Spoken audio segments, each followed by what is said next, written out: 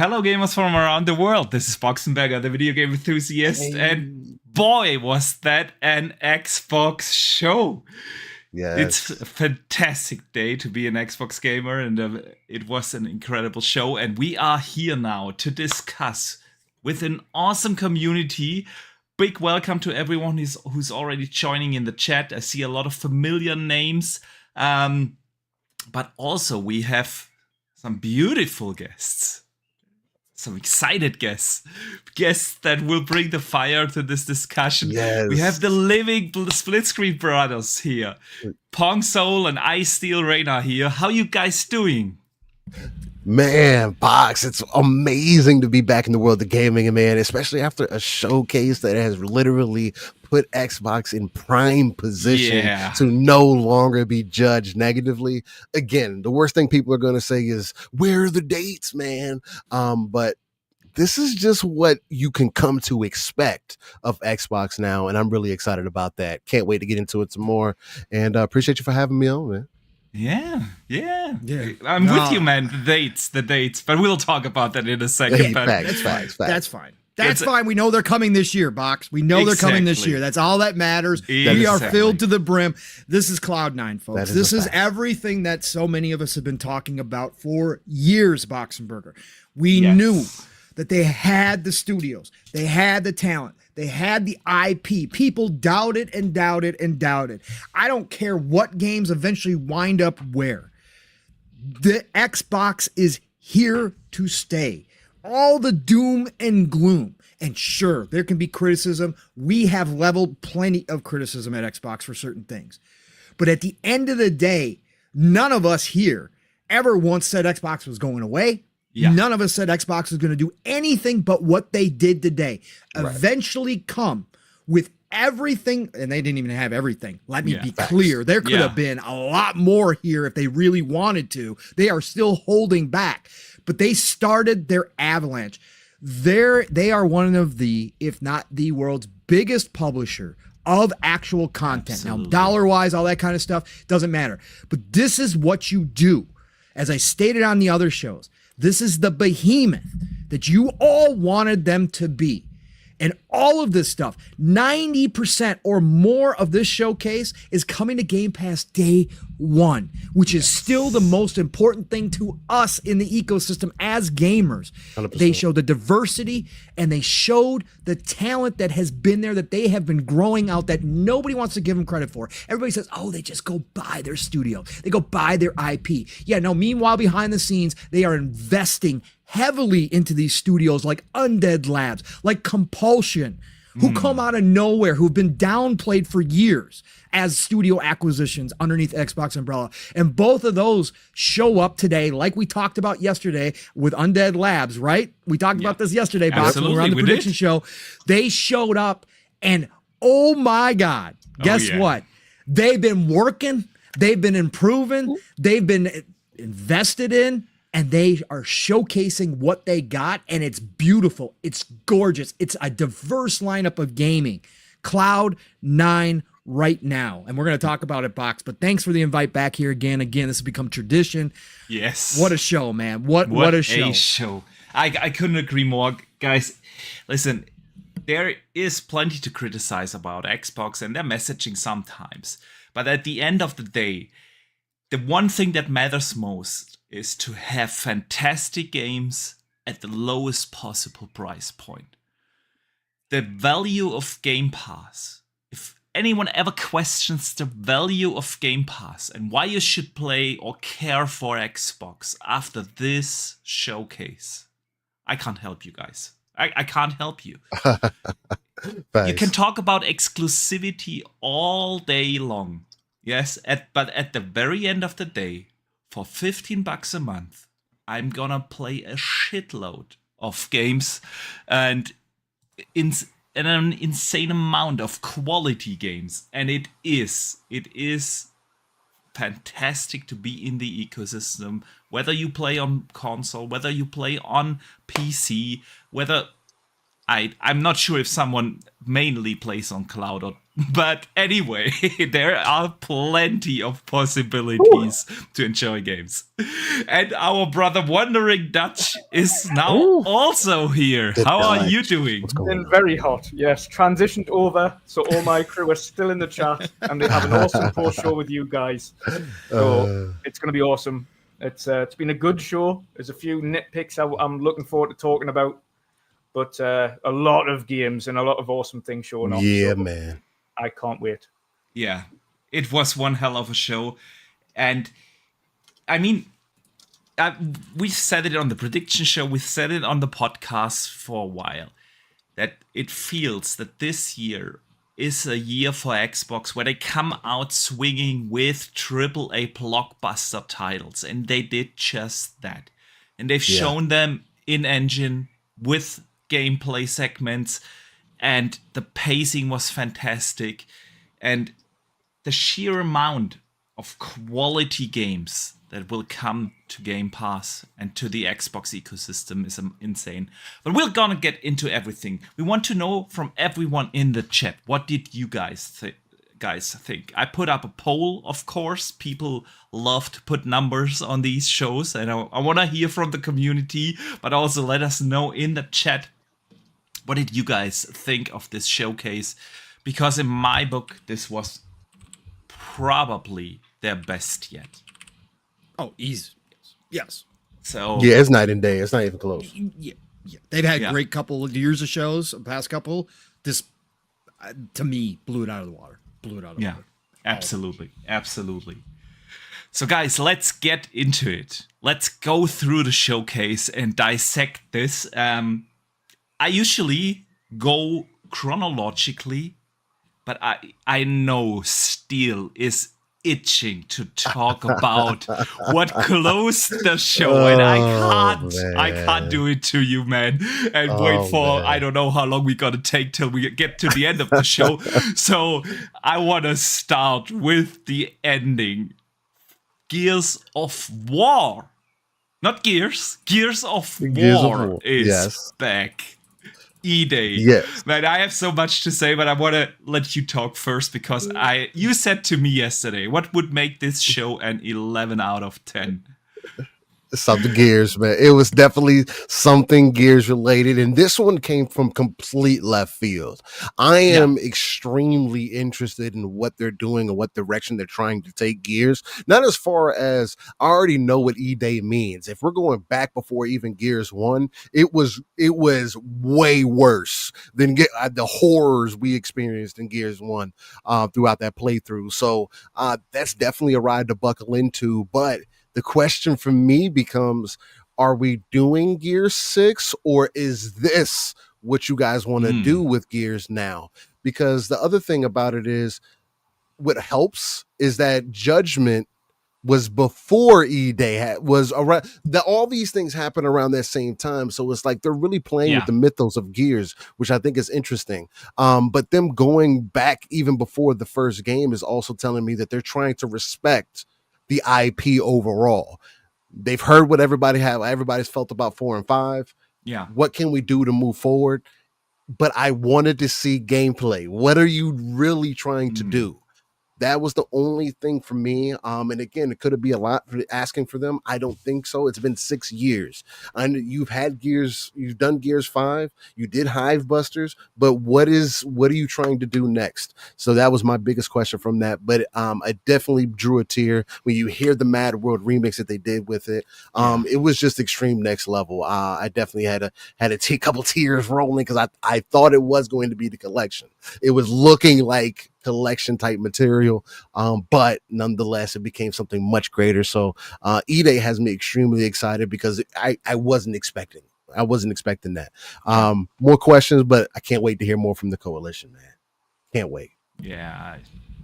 Pong, what do you think, man? This is a moment. This is a moment. I have been critical of 4 and 5. I didn't like the whiny kids at all. I said the next Gears, if you're going to do Gears 6, you better put them through hell. And I want dark and gritty. I just hate the whiny kids compared to my dude bros, from the first three, from Marcus and the crew. And I missed them. I missed that gritty feeling of Gears of War, right? And the original trilogy.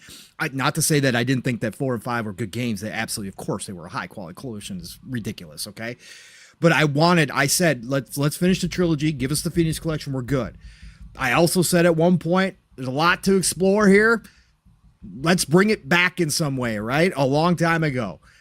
I never thought this is what we were going to see. Like, this is completely, like Steele said, out of left field. This was a surprise. Nobody had said anything about them going back. About an E-Day game.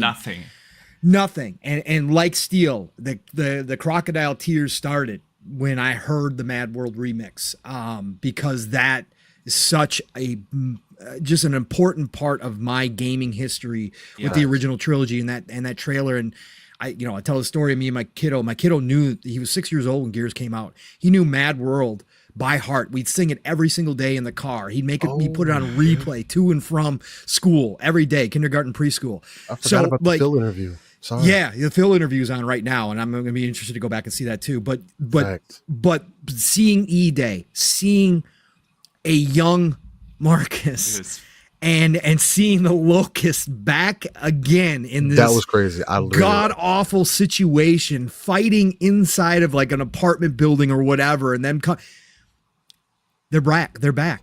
Coalition's bringing it back. Sure, like Steel, would I would like to see a little bit of clip of great gameplay? Of course. I'm a gamer. I want it all, right? You can show me everything. But did I need it? No, I didn't need it here. I just needed to see what they were doing. And now that I know what they're doing, I'm even more hyped than I was for a Gear 6, knowing that I'm going to be going back and playing with my favorite crew again, right? And that campaign is going to be hell. Like Steele said, like E-Day was beyond even what we played in the original trilogy. This is when everybody was still alive. Everybody was fighting for their lives as these locusts were coming out of yes, that's what I want to experience. So before Marcus gets locked up. Yes. Yeah. Yes. Yes. Yeah. We get to see what happens there. Yes. Exactly. What gets to that point. And now that whole situation is extremely interesting, even from a story point, because if you truly even if you look at the mythos of it and get into the books and whatnot, when they tell you what happened and why he even got in trouble, it's one of those things where it's like, you're damned if you do and it's damned if you don't kind of situations. And how does that kind of play into how you feel as the player to experience that? So there's just a lot that goes into it, man, especially with them now having that mantle. It was a good way to end the show, 100%. Yes. By the way, they've also got merch out now for you boys. So if you want to get an E-Day top, they got E-Day shirts. I might. So the shop is back online. Back online with the E-Day merch. There you go. I'm gonna have to snag that. I'm gonna have to snag an E-Day shirt. What a way. Yeah, I mean, it was almost perfect. I say almost because the only thing it was lacking was the release dates. The only thing. I mean we'll talk about the release dates in a bit, but I was specifically asking for Gears. In terms of Gears, Gears fantastic. I'm glad they went back to the roots. I was surprised. Yes, because I was expecting the follow-on, but the fact that they went to prequel, I was like, oh, we get Emergence Day. Nice. So that was super, super nice to finish it on that. And I called it as mine. I said I think it'll probably end up being either Doom or Gears to end the show. Yeah. And it turns out Doom was one of the ones that started the show. Yep. We're going to talk about that too. Yes, absolutely. Show, so. Yeah, man. I mean, you boys said basically already everything. I love that they did something unexpected, and nobody, like Pong said, nobody leaked that. We all were expecting a Gear 6, the closure of the trilogy, with Cait as a main character.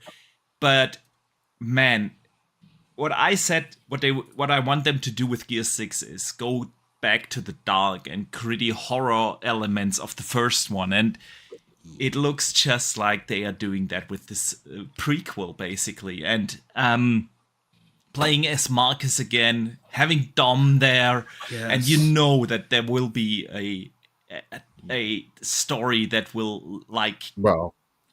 You will have issues with that, just like with the first trilogy, where you had these moments, where that were just insane. And we're going back to a dark, not this colorful art style. Don't get me wrong, I really enjoyed Gears 4 and 5, but the darker, gritty art style, it looks awesome. No freaking robots, Box. No robots. No robots. Going back to the Krill, going back to the Krill overall is going to just give you a whole different elements of the game, man. It's it's going to be crazy. It's going to be crazy. See General Ram when he first appears. Yo. Oh yeah. Oh yeah, and there was a lot more. There was a lot more. Yeah. So yeah, man, Gears 6 was a fantastic way to end this absolutely awesome show. So yeah, I can't wait to see gameplay. No date given. Let's just assume here. What do you guys think? 2026 launch title. Yeah, me too. Yeah, I agree. Yep. I expect Gears to be a launch title for the next gen. Apparently, even Cliffy B was excited. Oh, yep. He was excited on X as well. Yep, that's freaking awesome. That's super dope. You know what I did like about the trailer? If you listened carefully, I don't know if you guys had the volume on, the Mad World. Yes. Sound. Yeah, it was a Mad World remix. Yeah, that's why I had gator tears in my eyes. That's why that I had gator tears as soon as it hit that they were doing a remix of Mad World in the background. Yeah. I was like, oh, you got me. You got me, man. Yeah. Yeah. So, okay, we jumped right to the end of the show, but let's start at the beginning. We have to shout out Randall Thor, because on yesterday's prediction showcase, he was the one who proposed that they might open with Call of Duty, right? And we were all like, no, because they are going to end the show with that because of the developer direct. It's like they are not gonna open it with that. Everyone, not everyone, but almost everyone said Perfect Dark, and it was Call of Duty. So what did you guys think? Good way to open the show. It makes sense, right? Call of Duty. This is what this is their IP now. Yeah. They want the world to know it's their IP. Yeah. So yes, it certainly does make sense, right? I mean, again, even if none of us called it, of course, outside of Rand, shout out to Rand. Yeah. But again, of course, it makes sense, right? And it works. And again, I think that set the tone. That's the majority of what we talked about was how were they going to set the tone, right, for this showcase. And their brand shiny new, one of the biggest IPs in the world that they now own, they highlighted it first, right? That sets your tone. Like this is us. This is us now, and Phil being on stage first, saying coming to Game Pass day and date, stay tuned, like everything else that we talked about what they need to do with Call of Duty, that opening with Phil then on stage talking about Game Pass day and date and all that good stuff. Yeah, that's the way you do it. It was great. It was fantastic. Yeah, what killed it for me, what was the number not killed it in a bad way, but was like fire for me was the Prodigy. Putting Firestarter in there. Yes. They're taking me back. That is like you commented on that as well. Bro, if you want to that's a good use if you want to jump off a bridge into some water, play that, we're ready. We can do whatever we want to do. Yeah, we run through some walls on that one, man. We can do whatever we want to that song. The campaign has me extremely interested this time. I mean, again, I'm kind of been down on Call of Duty campaigns as of recent. Again, I'm there more so for the multiplayer. Seems like they're doing a lot of things on all levels, but that's more so after the show. But just starting the show with it, I think just established a point, especially with the tempo that they started it with. That was important to me. So, yeah, Dutch, what do you make of the opening? You know what it is? It did make sense because it grabs your Call of Duty guys in that were tuning in for that immediately to get them to watch the rest of the show. Because they were like, watch at the end and you'll get a full breakdown of the campaign, you'll get a breakdown of multiplayer, you'll get a talk about zombies, and they were like, oh, okay, fine. And then I had to wait until the end to watch that. So it forced them to kind of take in all of this other content from that. Right. So from that perspective, it makes absolute sense that they started with a little awesome trailer with Prodigy in for Call of Duty standpoint, right? Yeah. Yeah. I mean, like Pong said, with that opening, it was right out of the gate clear. Okay, Call of Duty is an Xbox IP. I also found very interesting that Phil came on stage right after that and emphasizing for the first time everyone's gonna play the same game. No exclusive content, nothing locked behind. Everyone plays the beta at the same time, no matter the platform. He specifically avoided mentioning a PlayStation, but the messaging was very clear. We are not doing this locking stuff away. Yeah, but they said all platforms. So what's the Switch version going to look like? Yeah, listen, I doubt that Call of Duty Black Ops 6 will come out on the Switch. Call of Duty will come to the Switch once the Switch 2 is here. Yeah. No, they said every platform at launch. Yeah, but that doesn't mean that it comes to the Switch. Well, even FTC and the governing body separated them, so hey, they're talking about PlayStation. Yeah. Yeah. They're not an actual competitor. Exactly. Yeah, especially with mentioning, okay, we are not locking the beta behind a timed It might look like delay. a potato, guys. But yeah. Okay, Dutch is gonna play Call of Duty on the Switch. Yes, go for it. Count me in. Potato call. Harry Potter did it. Yeah, it was an unexpected opening, but yeah, it served its purpose. And then they got right into Doom, the Dark Ages. Pong, let's hear your thoughts. Listen, I said it, right? That id, like I thought, again, it would have been a great way to start the show too with Doom. Because they all, what you're going to get. It is going to be a high bar of intense action with heavy metal, right? Yeah. Blood, guts, gore. Yeah. It is nonstop. And here it shows up and it looks ridiculous. Like I was like, and I didn't see very much platforming, which is the one thing that I didn't like in the last Doom, right? And that's the one thing that turns me off. So I was even more invested because I'm like, oh, we're going back, right? We got flying. We can fly on dragons now. We got medieval mechs that I can climb into. We got a chainsaw shield, Captain America shield, as Mav put. It looked ridiculously good, exactly as expected. It has been quiet, and they show up, and the music, I don't know who's doing the music now, if they brought Mick back or not. It sounded like Mick, but obviously it can be copied. But everything that you want to see out of a Doom was there with this new setting in medieval times, and they made it look natural. Like it was just, of course Doom Guy is going to be in medieval times. Of course. Right? Yeah. It just totally makes sense, right? Yes. Yes, totally. Why not? Right? It blew it out of the water with Doom, and I'm looking forward to that now because, again, I didn't see a whole lot of platforming, and if we're going back to more straightforward Doom with flying dragons and mechs, I'm all in. Let's go. Yeah. Oh, yeah. Oh, yes. Anything you guys want to add? Yeah, no, I mean, I think Pong just set the bar high as far as what Doom came to expect. I came in and seeing Doom and being like, I didn't really, Doom was kind of whatever to me. The last one was, it was okay.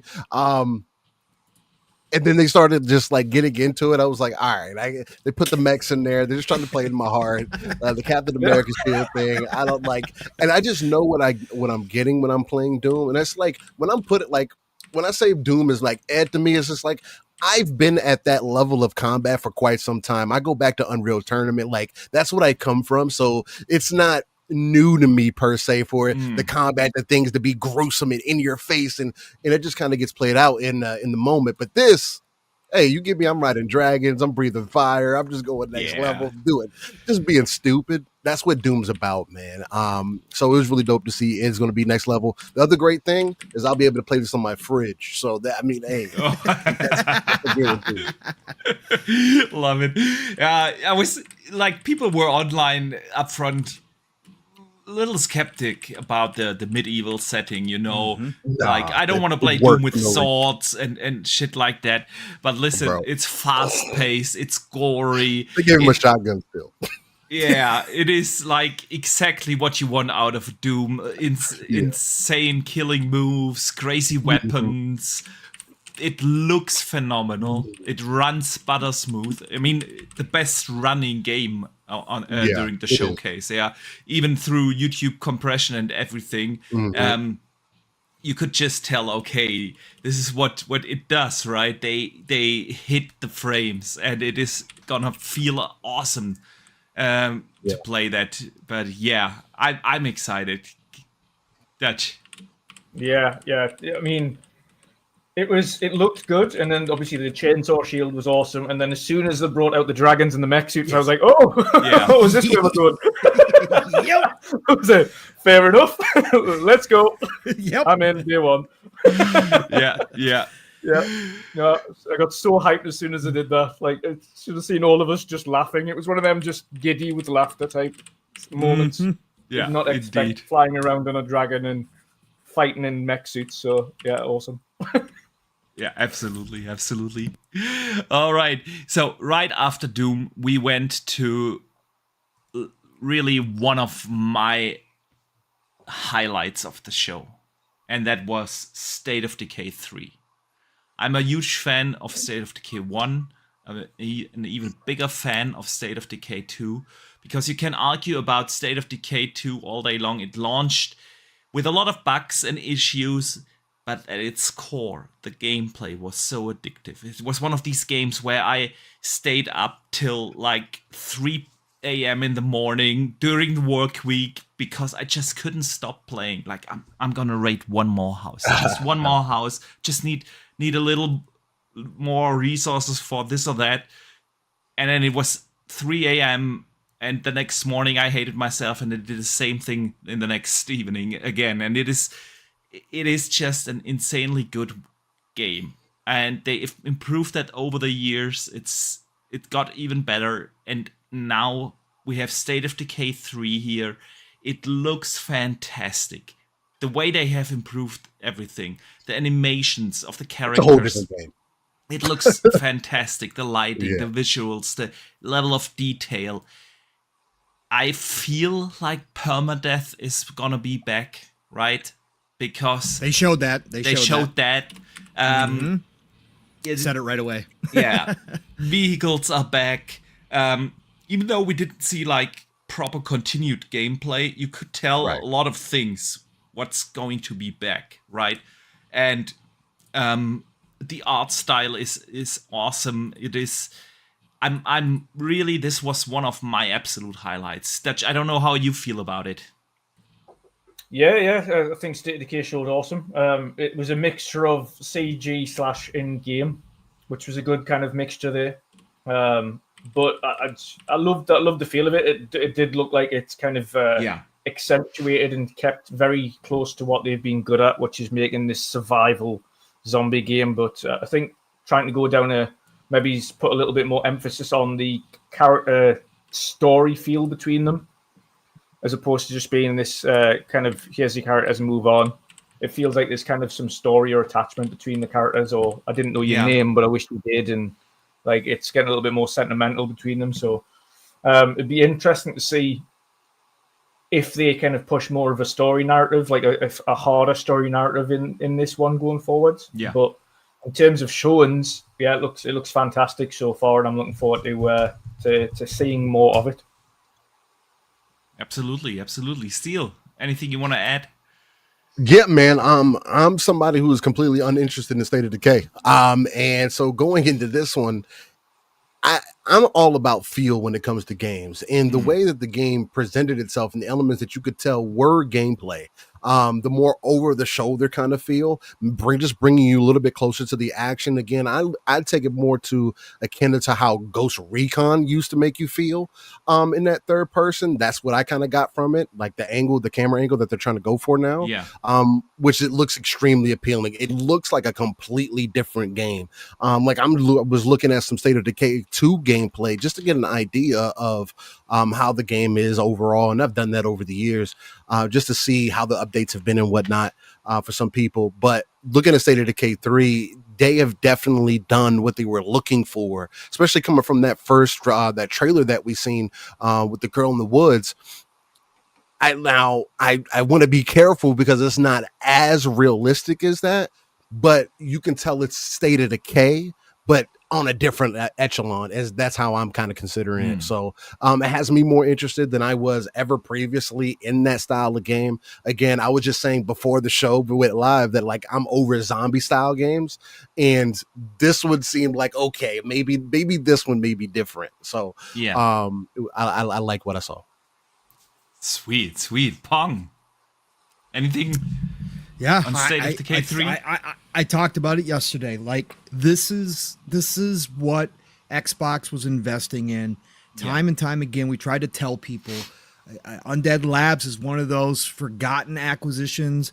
10 million plus people have played State of Decay 2, but they still aren't talked about because State of Decay 2 went through, from a not good place necessarily when it first started to now, but again, it gets lost because there's years in there and people forget. So Undead Labs has not been talked about. There are some people who didn't believe when they showed off the initial teaser trailer that Undead Labs was going to be able to do that kind of talented work.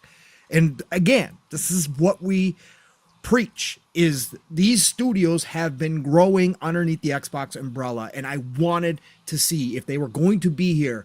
This is why I said they could have led off the show with State of Decay, because I said you show up with one of these studios that most gamers forget about or dismiss as not worthy of their time, and you hit them over the head with, no, this team, by the way, has learned a ton, has continued to grow as a development house underneath Xbox.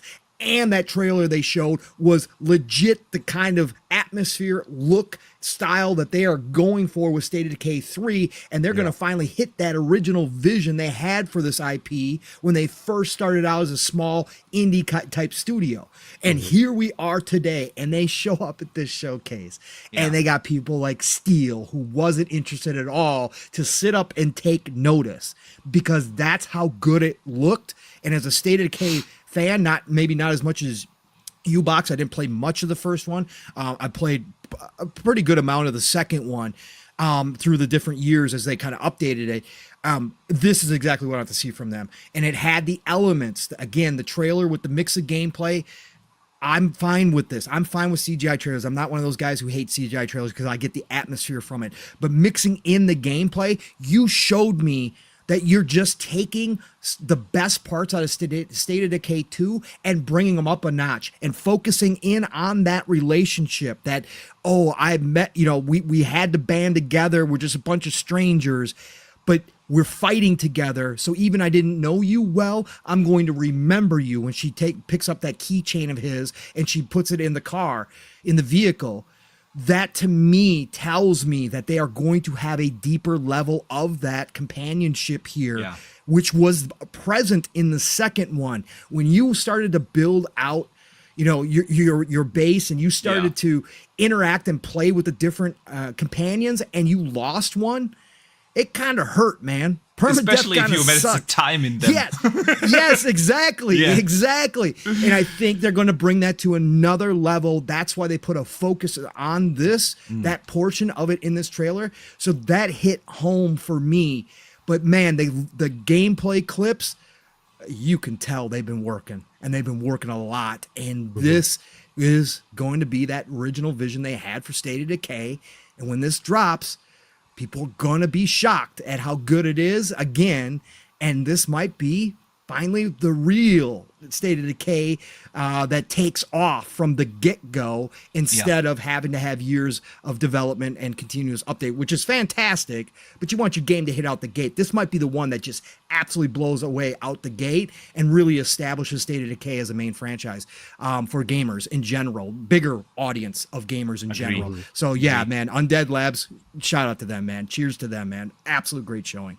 Fantastic. Glad you guys are also super excited because, again, this was definitely one of my highlights. The hundreds of hours I played in the second one and I can't wait to do the same with the third one. Absolutely. We didn't get a release window for it though. Yeah, we got 2025 for Doom. Probably gonna be 26. Yeah, probably gonna be another 26 launch title. I mean, if they whatever's next. Did you say Doom? Sorry, release date. Not a date, window. For Doom we got 2025, but for State of Decay we didn't get anything. So I'm assuming the unlabeled ones are leaning 2026. That's probably why they didn't put a window on it. I'm assuming that all of those, it kind of falls in line with what we know. And it makes sense. I've said that they might push a couple games in if they're going to launch. If they're going to launch new hardware, we're all kind of assuming they are, that they will push some games into that window because they potentially will have one of the best launch lineups in history out of any video game system ever if they do this right. And State of Decay, the way it's looking, keep giving Undead Labs time to polish. Just let them keep doing what they're doing over there and let it launch in 2026 at some point. I'm good with that. We got plenty of games. We are not going to be short of any. 2025's Game Pass lineup is already filling up. Crazy. It is crazy. Just from a sheer first party perspective alone. Yeah, you got Doom, important. You got Compulsion, you got South of Midnight, and you got Perfect Dark next year. And with that, come on, it's gonna be a filled 25 and State of Decay 3 as a launch window title. Awesome. Yes. I'm up for that, man. All right, let's get into the next one. Third party game. EA shows up and shows off Dragon Age, which I was a little surprised to see, honestly, because we know that BioWare announced for Dragon Age, the Veilguard, first gameplay reveal for Tuesday. So I thought, okay, this time they're doing their own thing, you know? But they showed up. Steel, what did you think? I don't feel anything about it, honestly. I haven't been into the IP traditionally. I've went back and tried to play Dragon Age here recently, and none of them grabbed me. I started from the very beginning, downloaded every single one of them. We have to kick him out of this show, guys. It's I don't know what I think it's more so the gameplay loop. Even Dragon Age Inquisition, the gameplay loop didn't pull me. And I'm a combat guy. Like maybe that's what it is. I'm expecting too much, especially in today's modern era. If I would have played them back then, maybe I would have felt a little bit differently about them, especially the earlier ones. But yeah, man. So, it looked interesting. I like the art style. I like how the characters looked and stuff like that. But other than that, yeah, that's pretty much how I felt. Okay. Any of you other gentlemen a little bit more excited for Dragon Age? I'm a little bit more than Steel because I liked, especially the first two Dragon Ages for sure. But am I holding my breath with this BioWare? No, to me, this BioWare is name only, and they got a lot to prove. They all the original, and when we say all, sometimes that's being overly dramatic. In this case, all the original talent from BioWare is basically gone at this point. Okay. And so I need to see from this team where they're going to take this franchise and what they're going to do with it.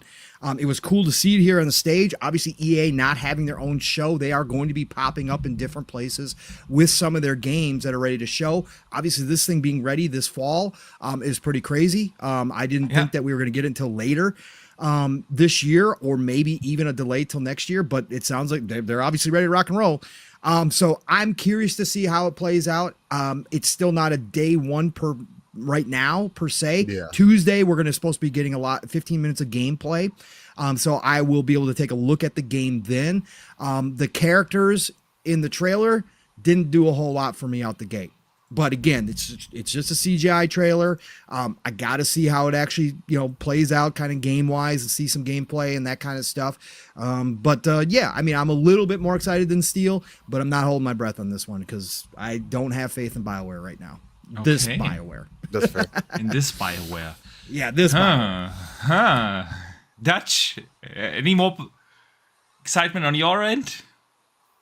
Also not. Okay, I have to take this out of the game because I love Dragon Age. I love Dragon Age. And a lot of people have been criticizing Inquisition for going more in the real-time combat system. But I felt that that was actually a good move for Dragon Age to do something new. It was in between, right? Yeah, no, it was the last one. It's and I do it like when developers try to do something new, and it was critically a very well acclaimed game, won Game of the Year, and I actually really enjoyed Dragon Age Inquisition. I do understand and hear everyone who says, well, that's not the same BioWare anymore. But I think that goes for probably all studios that are around 25 plus years, you know. Of course, you don't have the original... not to this degree anymore. It's like everybody box is gone. Yeah. Everybody is gone. Like everybody. On the other hand, it's also like, when you think about it, they really only screwed up one game, and you can argue about that, and that was the last Mass Effect. With Andromeda, Andromeda really didn't hit like the original trilogy, but they had big steps, big shoes to fill there, because Mass Effect is probably considered one of the best IPs or trilogy of all time. In itself, Andromeda almost made me not play Mass Effect.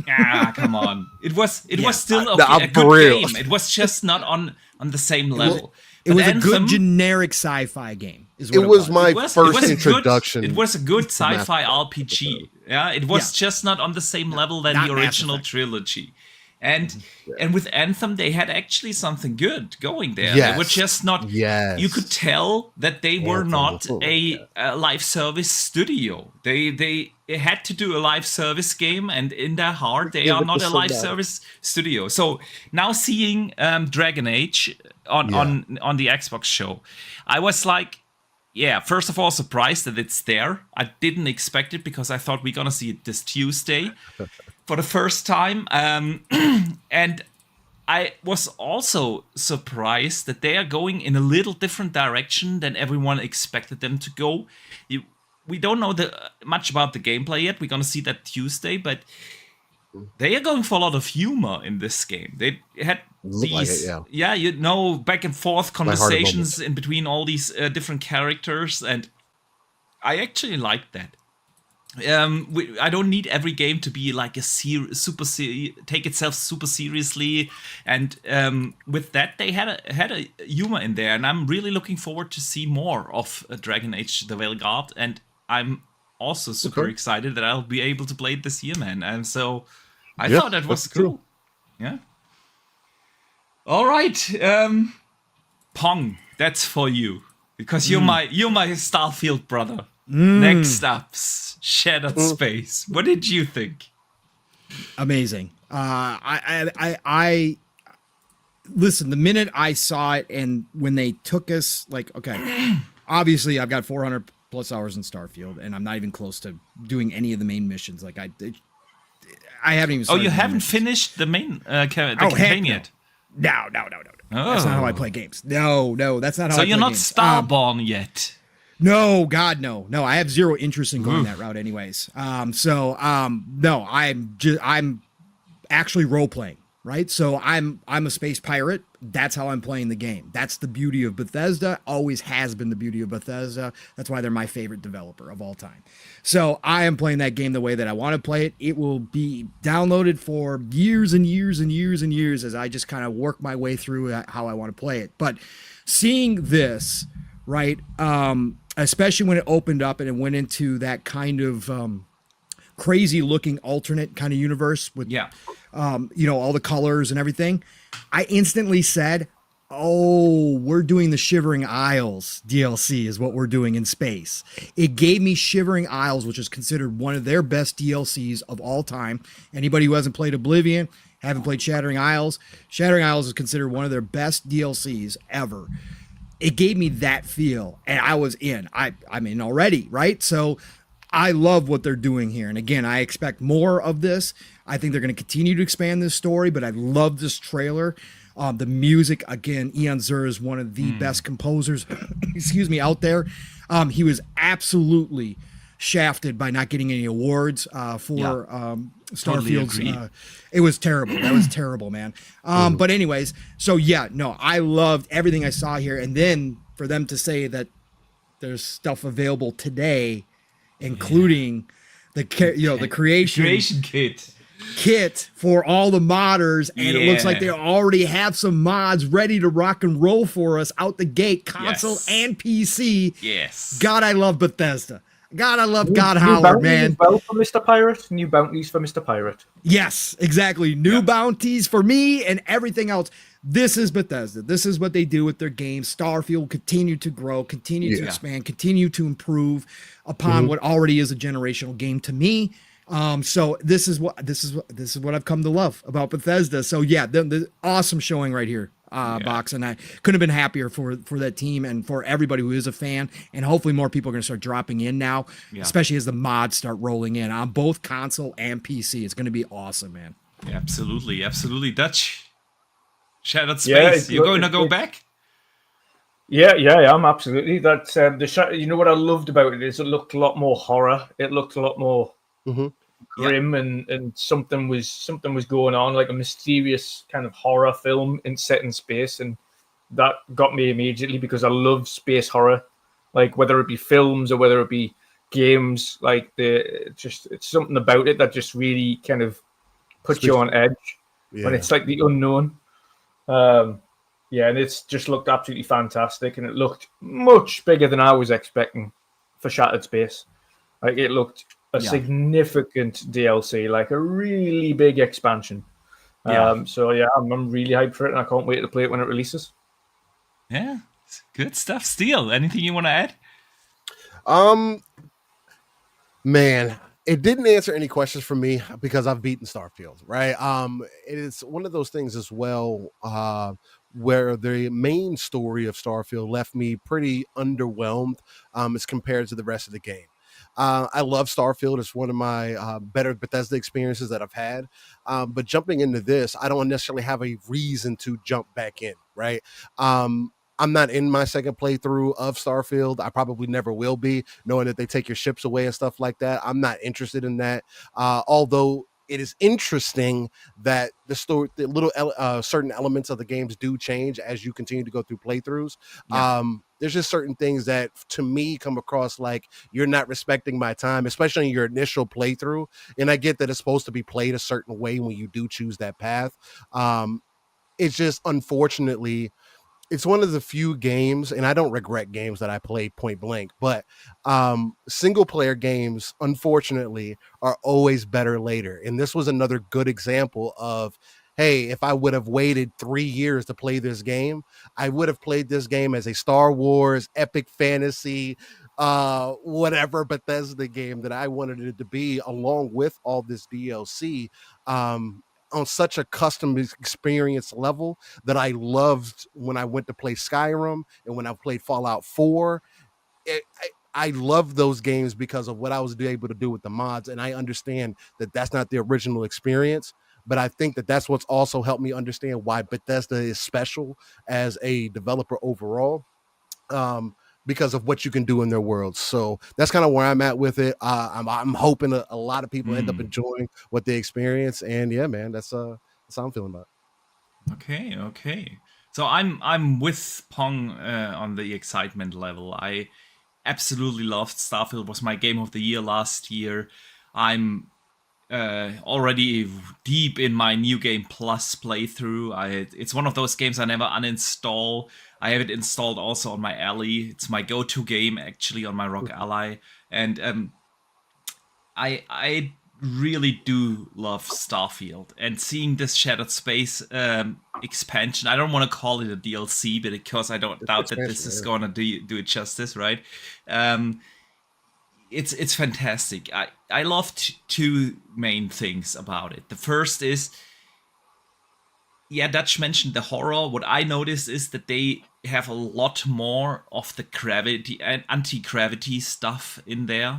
And I feel like that was such a cool mechanic because it's something you can't do in a medieval high fantasy setting, and you can't do it in a post-apocalyptic setting like in Fallout, but you can do that in sci-fi. Have these anti-gravity kind of moments. And the few missions that were in the game that did this and used it were just awesome. And I feel like they do a lot more of that. And the other part is, I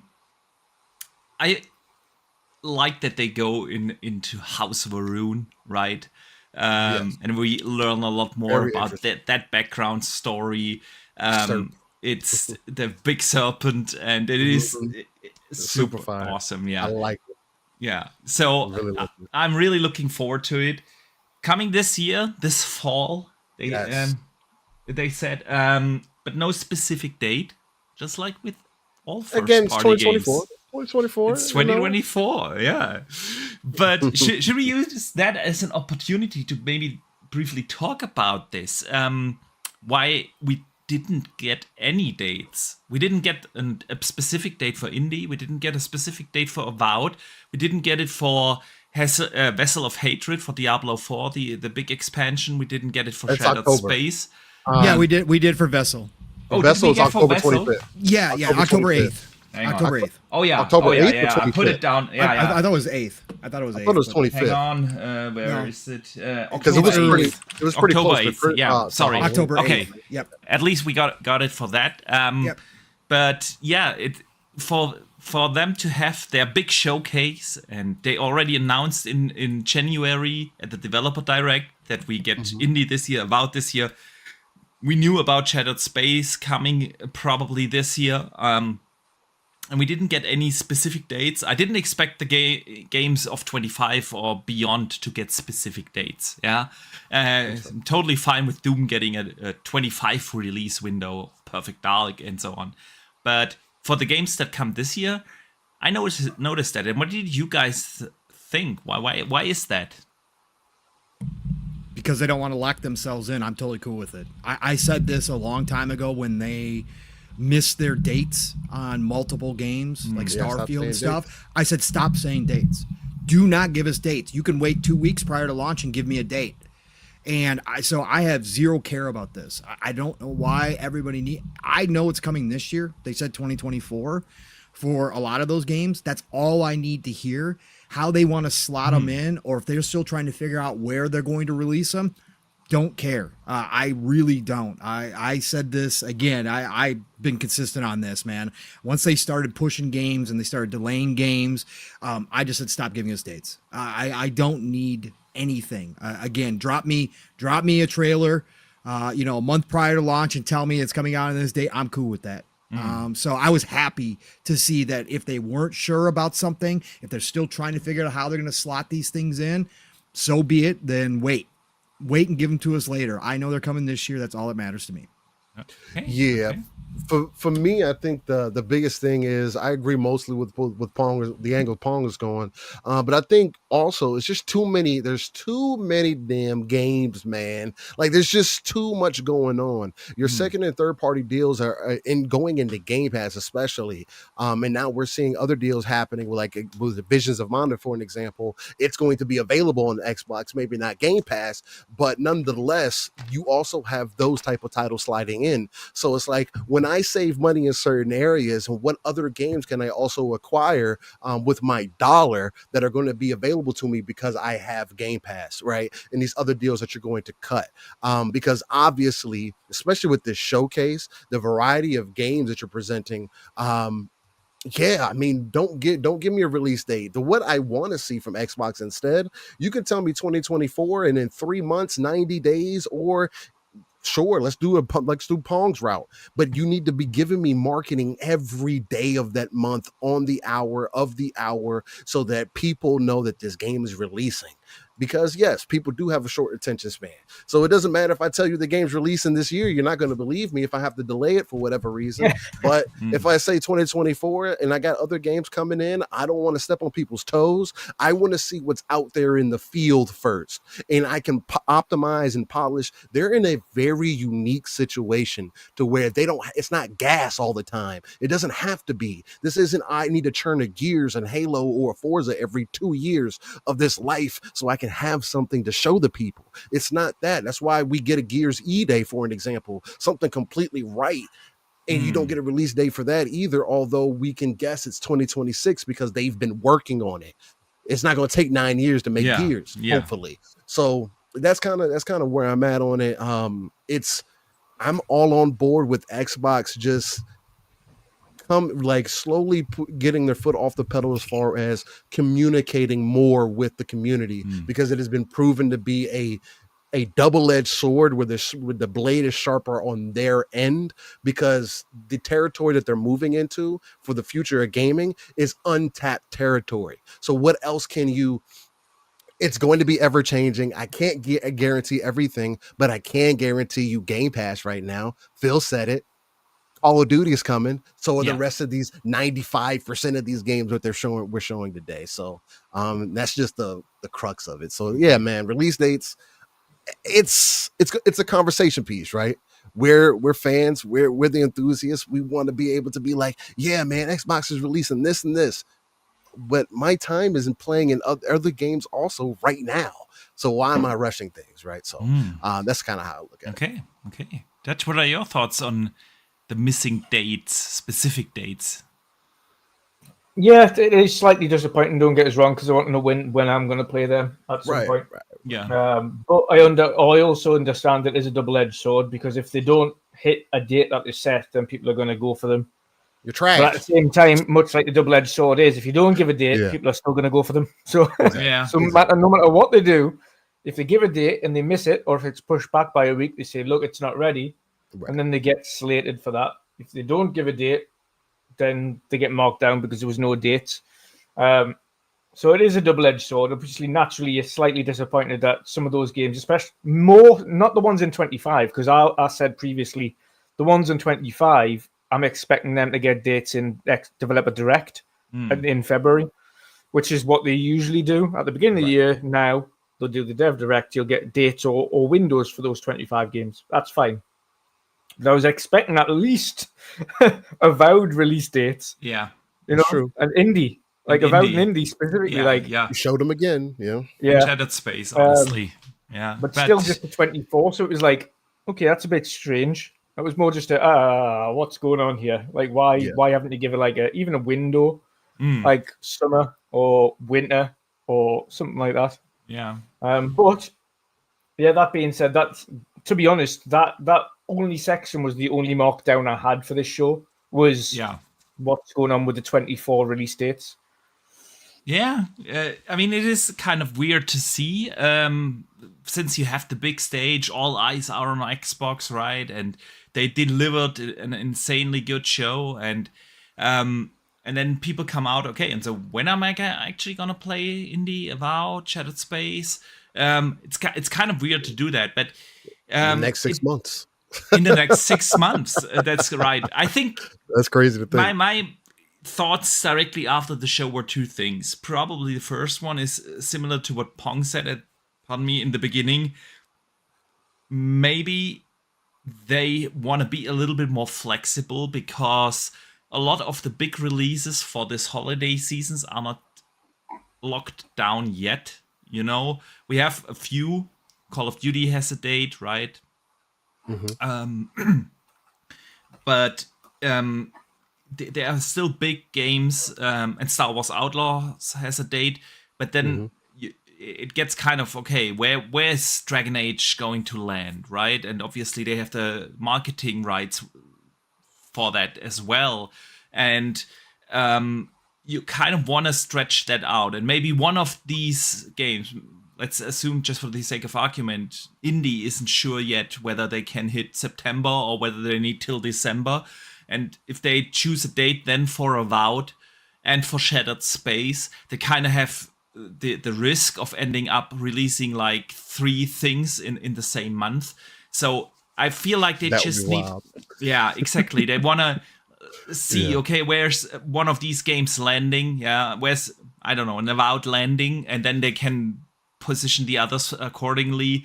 And the other thing is there's still Gamescom left, right? And maybe they want to announce a couple of good things there as well, and just save these specific date announcements for August to get another hype wave, So, yeah, things up for the fall, it is kind of weird, but on the other hand, like all of 3 of you said, we are still going to play. They double down on the confirmation. It's this year.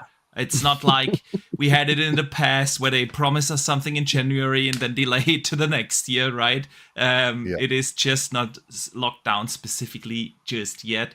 So I'm good with that. I'm actually good with that. But let's continue in the show. I want to... Does anyone want to talk about the next game, Fallout 76? No, we knew it was going to be here. Yeah, we don't have to. It was we don't there, have to make... right?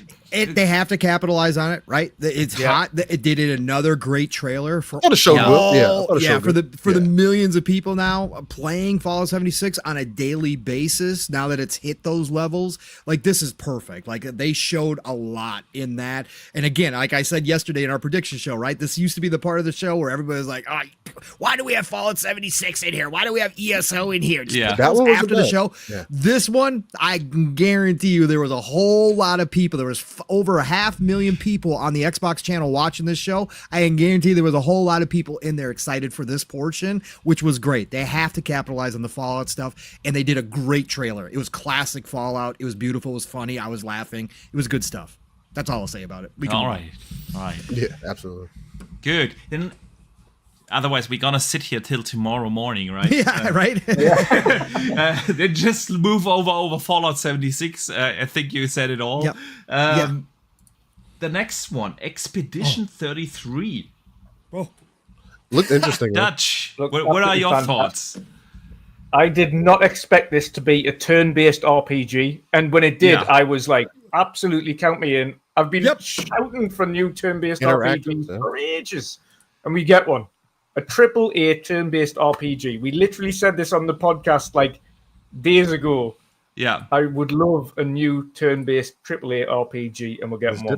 It looked absolutely fantastic. It was completely different to what we've expected before. It wasn't Japanese schoolgirls with some random jazz music playing. Yeah. Like it was a proper turn-based RPG. Talking about some classics there, Dutch. Careful. Super hyped. Super hyped. I cannot wait for it. Absolutely. I was literally thinking of you because Pong and Steel, we always do community questions at the end of the podcast, right? And last Thursday, we had a community question. I have to paraphrase now. What game do you want to, or what genre do you want to see in the AAA space that we don't get that often? And it was literally Dutch being out there, JRPGs, turn-based JRPGs, you know, in a big blockbuster way. And we got that with Expedition 33. So what did you think? And even crazier, this is from a studio in France. Okay, this is from Sandfall Interactive, right? But you could see that, right? You could see that. Sure, it looked like a turn-based JRPG with reactive combat, which is dope. You know, again, it kind of blends a little bit of live action in there as well. It's not just straight turn-based, but the aesthetics, right? The aesthetic of this game was gorgeous. It was absolutely, and this is Unreal Engine. It was impressive. Unreal Engine finally starting to really come into play now, man. It really seems like it because we got teams of all sizes starting to put out some incredible stuff. Grabbed my attention right away. Never heard of Sandfall Interactive. I haven't even looked to see how much they've ever done before. All I know is they are out of France. But my God, what a showing. Out of the blue, out of nowhere. Nobody's talked about this game. Haven't seen anything on it. Haven't heard the name ever before. And it shows up and looks this damn impressive. Yeah, man, this was just another cherry on a bunch of cherries on top of our Sunday today. This is automatic day one for me. This was Game Pass too, if I'm not mistaken. I believe this one is Game Pass 2025. We have plenty of games this year. We're already loading up next year. We got first party, and now we're starting to get third party stuff loading up into next year. This one's got my attention. I'll be watching all this one all the way through next year. I can't wait. Absolutely, yeah. Steel, anything you want to add? No, nothing. I really want to add. No. Okay. So let me briefly shout out Sith Lord, who sends in a channel member chat for being a channel member for 22 months. So first of all, thank you so much for the continued support. And he says, I'm disappointed no ABK Game Pass games, but I give it a 9.5. Yeah, that's still good. Yeah, yeah, we didn't get Still got time. We still got time. They got stuff to tell us yet. That's true. That's true. It is. All right, guys. The next one, South of Midnight, from Compulsion Games. Steel. South of Midnight looked very impressive, very interesting to me. I love the aesthetic. I felt like on every level, it felt, I don't know, like there's certain things when you look at it or just you're getting the feel for it and everything, you can feel the soul. Again, like that's always something that I go to is how do these things make me feel? The gaming feel is what always pulls me in. And South of Midnight, even with the stop motion that they're kind of doing, adding to it, the effect, you can still see the world around her is still visually impressive, artistic, right? And it has that action combat flair that I like as well, in a different manner. To get into that Louisiana kind of mythos, the voodoo and whatnot, I like that. Like the tree alligator kind of thing that they were I like what they're doing with the monsters and stuff, man. The main character seems extremely appealing as well. I love the energy that she's bringing to the table. Voice acting sounds on point. So it's just I definitely wasn't expecting for the game to necessarily play like it does, because it reminds me a little bit of Kena, Bridge of Spirits, which I also think is a really good game. I literally have that in my notes. Like, the first bullet point I wrote down reminds me of Kena, Bridge of Spirits. Bro. And that was a really good game. I was like, it reminds me of that game. Exactly. But it has its own twist on it, which I think is going to be really unique. And yeah, man, something great to add to the catalog. So yeah. I mean, like you said, it's beautiful art style. Yes, a lot more colorful than I expected. From the teaser trailer we got last year, I was expecting to look at much more darker, more gritty, but I really liked it. It's a beautiful visual art style. Still not a fan of the stop motion thing though, because I can see it growing. I can see it growing. I am. Oh, it's beautiful with the artwork in the background. It looks amazing, but that's okay. It's not for everybody. I'm just saying I love it. It just looks like it's running at 15 frames per second, it's right? Beautiful though. Oh, it's such a difference though, because it's on purpose. It's on purpose. I know it's on purpose, but it still makes the game look like I'm playing on back on the N64, you know. But no, visually impressive. I did also enjoy the traversals, the mechanics that they've shown, you know, when you were gliding and stuff like that. Still not sure whether this is actually going to be open world or more linear game. It seems to be linear. I'm fine with both. Yeah. So, and great music, by the way. I really like the music. Really good music. Really good music. Yeah. Dutch, anything you want to add? Yeah, it looked absolutely fantastic. I wasn't expecting it to be like all of these different mechanics, like flying around and like all these powers and things that she had. It looked honestly, but again, the Kena thing, especially when everything like she defeated that monster and everything brightened up and went all bringing life back, went all flowery and things. That was just straight Kena. I was like, oh, that looks. But then again, these powers, the gliding abilities, and then the like flying through the air and. I just loved it. I thought the world was unique. It looked a great art style. The combat looked cool. The stop motion is a little bit different. I'm not saying it's a bad thing. It's just something that I'll have to get used to. I always like the differences and what they want to achieve. And if they want to go down that stop motion route, then it's something that I'll have to try and adapt to. But I can't knock them for it because it looks fantastic. The gameplay, the art style. The design, the soundtrack, the audio, it looks great, and I'm looking forward to jumping in when that releases next year. Yeah, absolutely. Yeah, 2025 game. 2025 is going to look. Can I just add to Box? Yeah, sure. Compulsion Games? Okay, Compulsion. Bro. Another studio dismissed. Another studio. People asked Phil, "Why are you buying Compulsion?" Right? Yeah. What is the purpose of Compulsion? They made Contrast, which I loved, by the way, on the Contrast PS4. Was one of the awesome. First awesome game, one of the first early games on PS4. Yeah. It was an amazing indie game. And then they did We Happy Few, and you know, a lot of people just trash. Yeah. I played about 20 hours of that game. I saw the potential, right? Phil obviously saw the potential when he did interviews early on, when 3 years ago, 4 years ago, he would talk about compulsion games. And we heard that they came to him when they got acquired and said, Phil, we want to do a AAA game, but we need help. We need resources. Phil gave them what they needed to build out their studio, another studio that people question. Why? Why does Xbox buy these studios? What is Compulsion going to do for you? Do you honestly think Compulsion is going to make a good game at this point? All that kind of stuff. Love these stories of teams who stick together and improve game after game after game. Phil saw the talent. He saw the creativity. He saw the vision. And again, under the Xbox umbrella, let them flourish. And now we're getting a game like South of Midnight that looks leaps and bounds ahead of where they were. It looks beautiful. It's bringing something different to the table. It's not going to be for everybody, but they're telling a very unique story here, right? And that's because of the faith of Phil and Xbox and going out and getting a team like this back in the day. Yeah. And these are the fruits that we talked about were coming. These were the plants the seeds that were planted when they bought them. And now we're finally starting to see them and people are going, whoa, look at this. So I was so happy to see them come out with this. Their first teaser trailer was awesome, kind of set the mood, set all that. But to see it in action, the gameplay and what they're doing with this game, man, I'm a firm believer in Compulsion now too. Compulsion is a freaking fantastic studio. I agree. I do agree with everything you said. I enjoyed Contrast even more than We Happy Few. But I'm with you.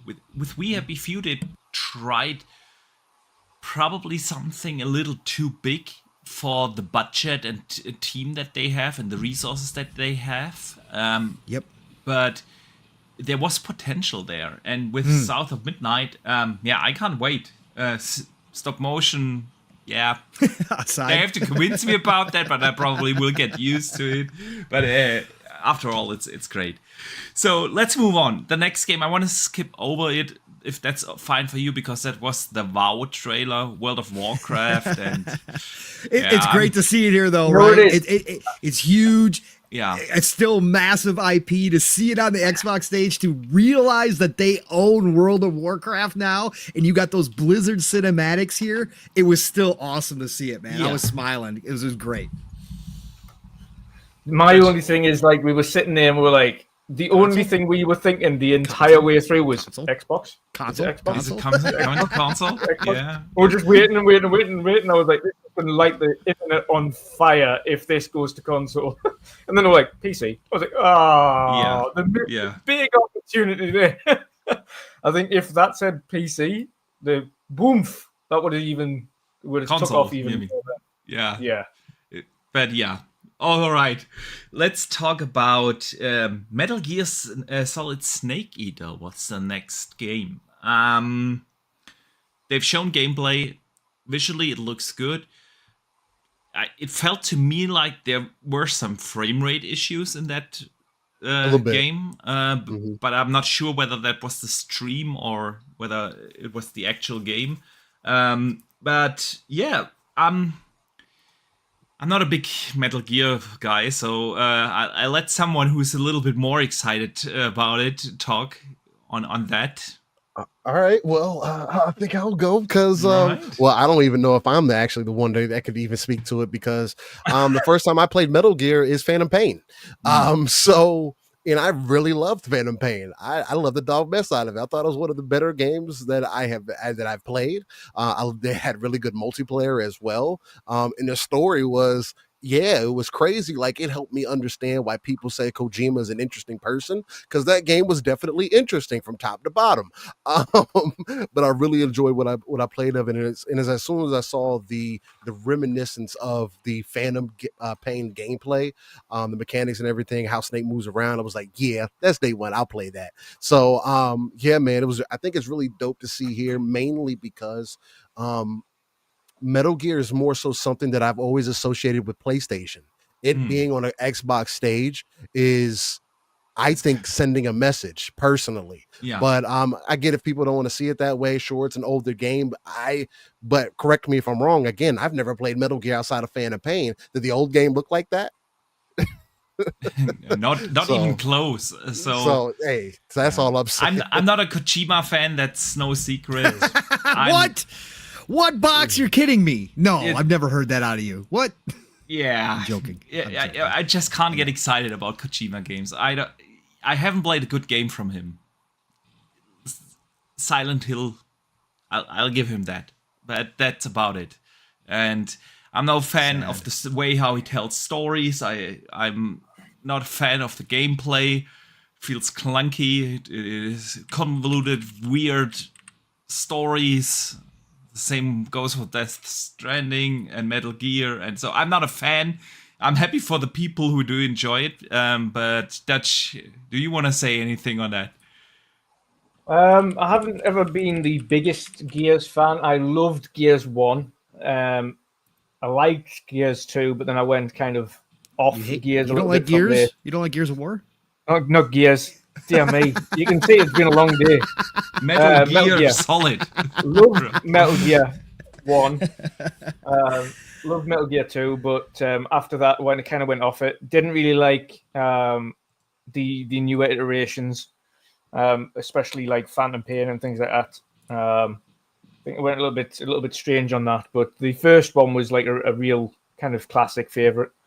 However, this one looks fantastic. It's getting back to the traditional kind of assassin that we know of from that, and of course the story is going to be crazy because those who have played Snake Eater, they'll thoroughly enjoy the story from it. But I know it's kind of regarded as one of the best in the franchise as well, Snake Eater. So yeah, hopefully those who've seen it loved what they saw.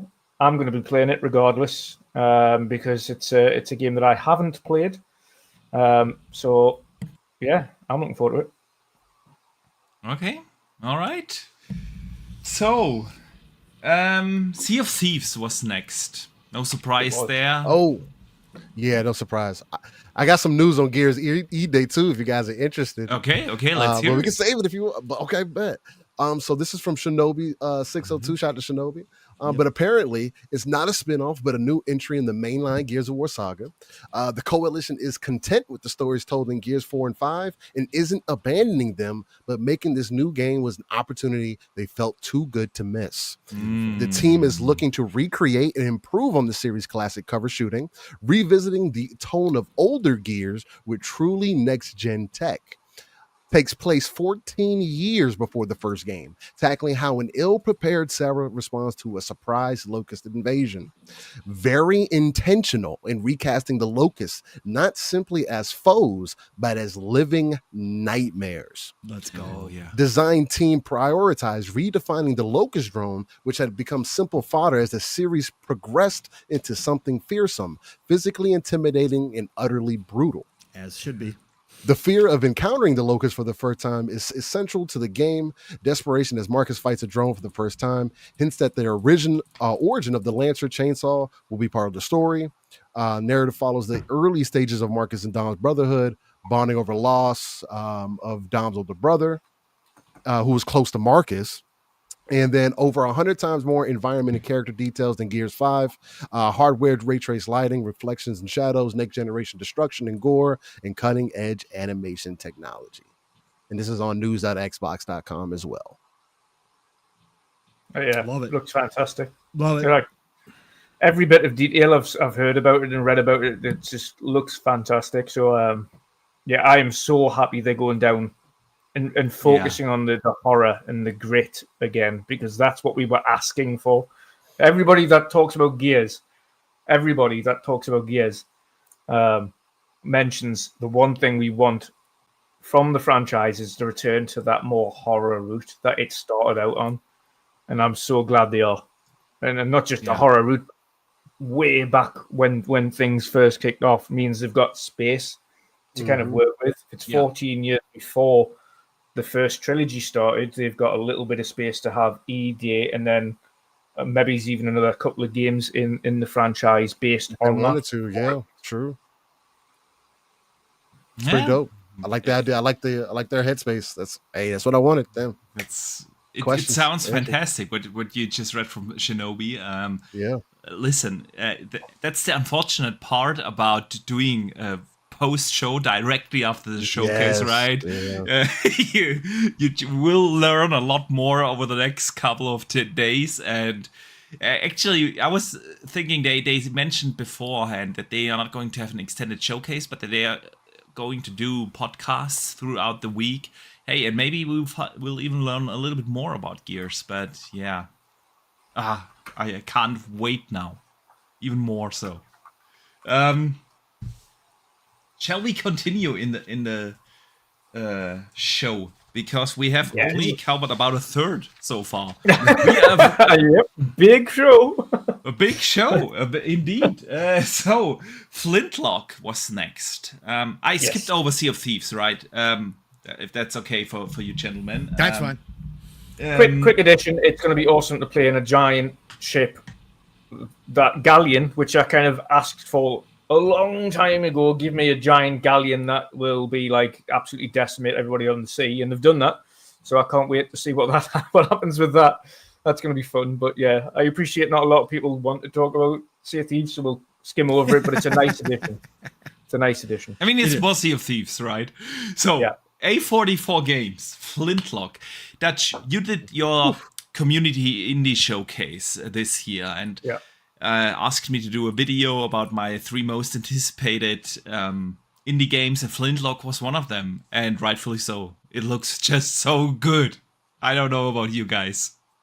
Yeah, it looks fun. Every time I see it, it looks great. It looks really great, and it's just one of them things where I'm like, I just want to play it now. Like, just let me play it now, and it's not far away. Yeah, it looks fantastic. Yeah. That's the crazy thing about it. It's literally coming up. I believe it was next month, right? July.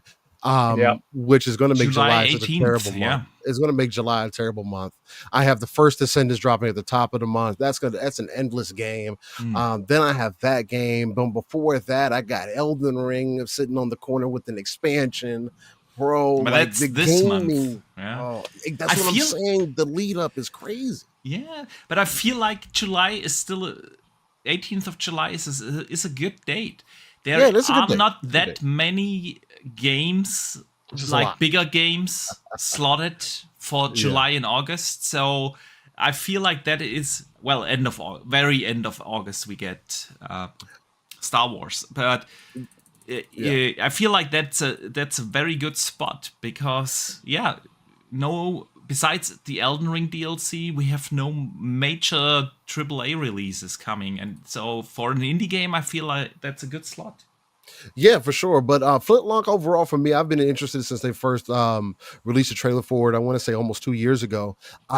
It was day one whenever it was going to release, especially with it coming into Game Pass. Without it coming into Game Pass, it was going to be a guarantee just because I love the overall representation. For me, also in the combat display that was happening. Again, this has that Souls-like feel. Also with the little fox god that she has as well, and how that's going to play into the gameplay elements. I also think the customization is going to look pretty dope. I like what they're doing with some of the armor. Again, that you're speaking all of my languages that I like to jump into. So it's definitely one that I'm extremely excited for. The more and more they show of it, it looks more and more polished than ever. So I'm excited for it when it releases. Good stuff. Anything you want to add, Pong, before we move to the next one? Because the next one I know is yours. Yeah, I know. I love the presentation here that they did. I loved how they cut the trailer with the graphics and that kind of stuff. They kind of made it movie feel like it was really interesting, and it was almost contrasted with the actual setting of the game. It was more modern, but it worked out. It was awesome. I love that. Now this is a Souls-like, so I don't know how long I'm gonna make it in this game. It's Game Pass. I'm gonna try it. No risk, right? I'm going to download it. I'm going to try it. Love the style of the game. Everything Steele has to say about it is spot on. I love the little fox. I'm not the side character dude. I hate what Disney's done with Star Wars and the little side characters, but this fox dude is cool. Like Steele said during when we were co-streaming, he's like, yeah, that's because he's a god. And I'm like, yeah, probably because he's a god, because he's a little bit more powerful than the cute little guy. But yeah, love everything. Flintlock is one of those games that, again, every time the developer shows it, it just looks better and better and better. Yeah. You gotta love that and appreciate that. And I thought this was a great presentation. Yeah. So, I have a little bit more Gears news, by the way, before we move on. Okay. Keep it coming. Keep it coming. Let's go. So they've spoken about the trailer itself. Obviously, it looked CG. No, that's the game.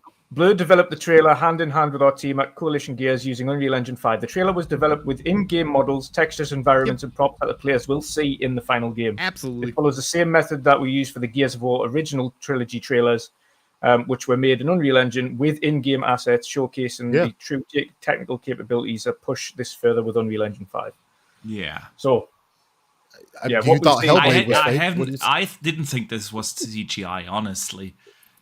They've always shown Gears in engine with game assets. Every time Gears was ever shown off, it's always been 100%. And they still got 2 more. We'll assume they got about 2 years left too, at least of production. Yeah, my God. Launch title. I'm calling it launch title for the next gen Xbox in 26. All right, Pong. This is ours. Man, I have 700 hours plus in Age 4. And Age of Mythology is coming September 4th. Yes. To console and PC at the same time. Yep. And it looks insanely good. It is. I think it is the same engine that they use for Age 4, which is still dropped at gorgeous. Yeah. What do you have to say, man? I mean, I rebought it on Steam. I haven't played Age of Mythology. I played Age of Mythology way back on a laptop that shouldn't have been running Age of Mythology because my kiddo, I taught him how to play RTSs and he loved it. And so we played a ton of Age of Mythology. I just rebought it recently for the PC and have played through, some matches of Age of Mythology. I just forgot how different and how fun Age of Mythology was. But you could see what they talked about where things just weren't. They had so much more potential with Age of Mythology. And I think that Age of Mythology is one of those RTSs that can branch out a little bit further. RTSs are always going to be niche in a lot of different ways because a lot of people just aren't even going to pick them up. But the way that Age of Mythology presents itself and the way that they're doing this one, I think it could branch out a little bit further, maybe grab a couple more people into the RTS realm, right? This looks incredible, Box. The special effects that they're using. Did you see that earthquake that they did? Oh my God, it looked great. The Titans looked fantastic. Age of Mythology plays different than the other Age games because of the mechanics involved. So I am very curious. I want to know how they've changed some of those or altered some of those, and if it's still very unique compared to the Age of Empires games, or if they've blended it a little bit more so it's a little bit closer to the Age of Empires games. But I can't wait, Box. All the character designs, the world designs, like you said, it looks like it's running on the Age 4 engine. It's most likely. This is one of my most anticipated games of the year. Again, I haven't been like you. I don't play competitively on Age. I just like going up against the AI. Yeah. That's my thing. Halo Wars 3 was my competitive RTS. Which they, by the way, revamped. Halo Wars 2, I should say. In Age 4. Yeah, they updated the AI. And honestly, it is... It's tough. It's hard now. Yes, it's tough. Like, I mean, I know. I always played to practice, of course, my online matches against the AI on the hardest difficulty, but it didn't present any challenges on the and then they updated the AI. And now, like, they have 6-7 difficulties. Yes. And I can beat the 4th difficulty of AI, but not the 5th. It's like you would crush me, man. I haven't gotten that good on I play Diamond League, you know. I know you do. I know you're on another level with it. But yeah, I love history, so Age has always appealed to me. But I really like mythology, and I love the gods. And again, with Age of Mythology, I'm assuming by the looks of it, it looks like you're going to be able to choose as you progress to the Age which god or demigod that you're going to go with, which gives you a different set of units, different powers, all of that kind of stuff. If they kept all, this is my game. Like, this is one of my favorite RTSs of all time. Absolutely, man. It looks great, man. I can't wait. September. I was hoping for a July, August. I was hoping before we start getting to that stretch September 4th. It's the worst timing for me personally, because I won't be able to play it until the end of September. But anyway, unless I start to play it on the LE, but I am. Yeah. I need my mouse and keyboard properly. Yeah, you are a pro. You need that. But how'd you feel? How'd you feel, Box? Everything lined up with what you thought it was going to be? Absolutely. Yeah. Like you said, the gods are basically your your civilizations that you can choose. Your ages. Yeah. Exactly. And then it looks fantastic. What I always enjoyed back in the days about Age of Mythology is that it is, when you play a lot of RTSs, a lot of the units are very similar. Even though, even in H4, which I absolutely love, but if you play certain civilizations, they basically all have the same units. Yeah, you have your archers and you have your swordsmen, and there are certain things that really do stand out sometimes, but overall, they are quite similar. And with Age of Mythology, that was very, very different. So I wonder what they do to the balance, because back in the day, there were certain gods you choose. Oh, yes. And boy, they were just so OP. And with H4, actually, all the civilizations are pretty much balanced. So they've done a nice job. Yeah, so I can't wait, man. I can't wait, and I apologize up front to our awesome community that is listening to the podcast each and every week, because I expect to talk about that game during every podcast for the foreseeable future. So. That's understandable. I can't wait to get into Titan battle, man. The Titan battles were incredible, man. Yeah, when you got two Titans on the field at the same time. They were. Can't wait to see what they've done with that now. It's gonna be fun, man. Guys, anything you two want to add before we move to a big one? No, I'm good. Let's go. No, I'm looking forward to Age of Mythology as well. I've still got the original installed on Steam. So I'm looking forward to it. It's what I've been looking forward to for a while. And they look like they've added quite a significant amount to it in this retooled world as well. Yes. A lot of powers that I didn't recognize from the original. So it looks like it's going to be just insane. Yeah, absolutely. All right, gentlemen, Perfect Dark was the next one. Join the Dark of this too as well, by the way. I have a lot to say about that, but I'll let you guys go first.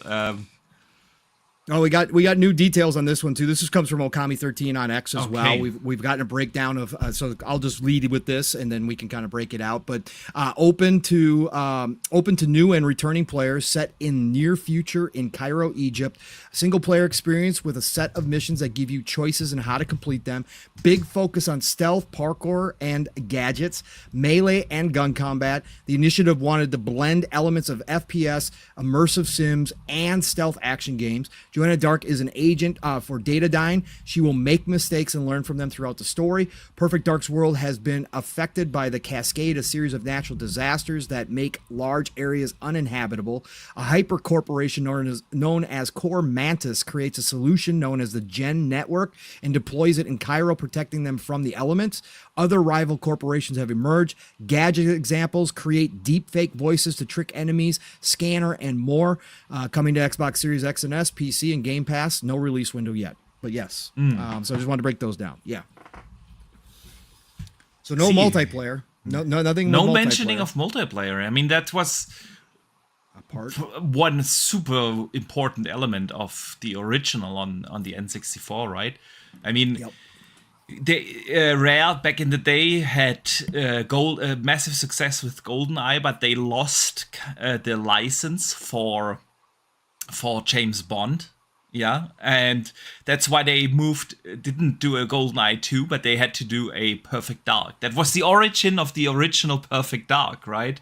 It was multiplayer, split screen back in the day, loved it, but it had a surprisingly great campaign as well. There were some iconic things from the original, like the laptop gun. Yeah, if someone remembers that we didn't see in this trailer just yet.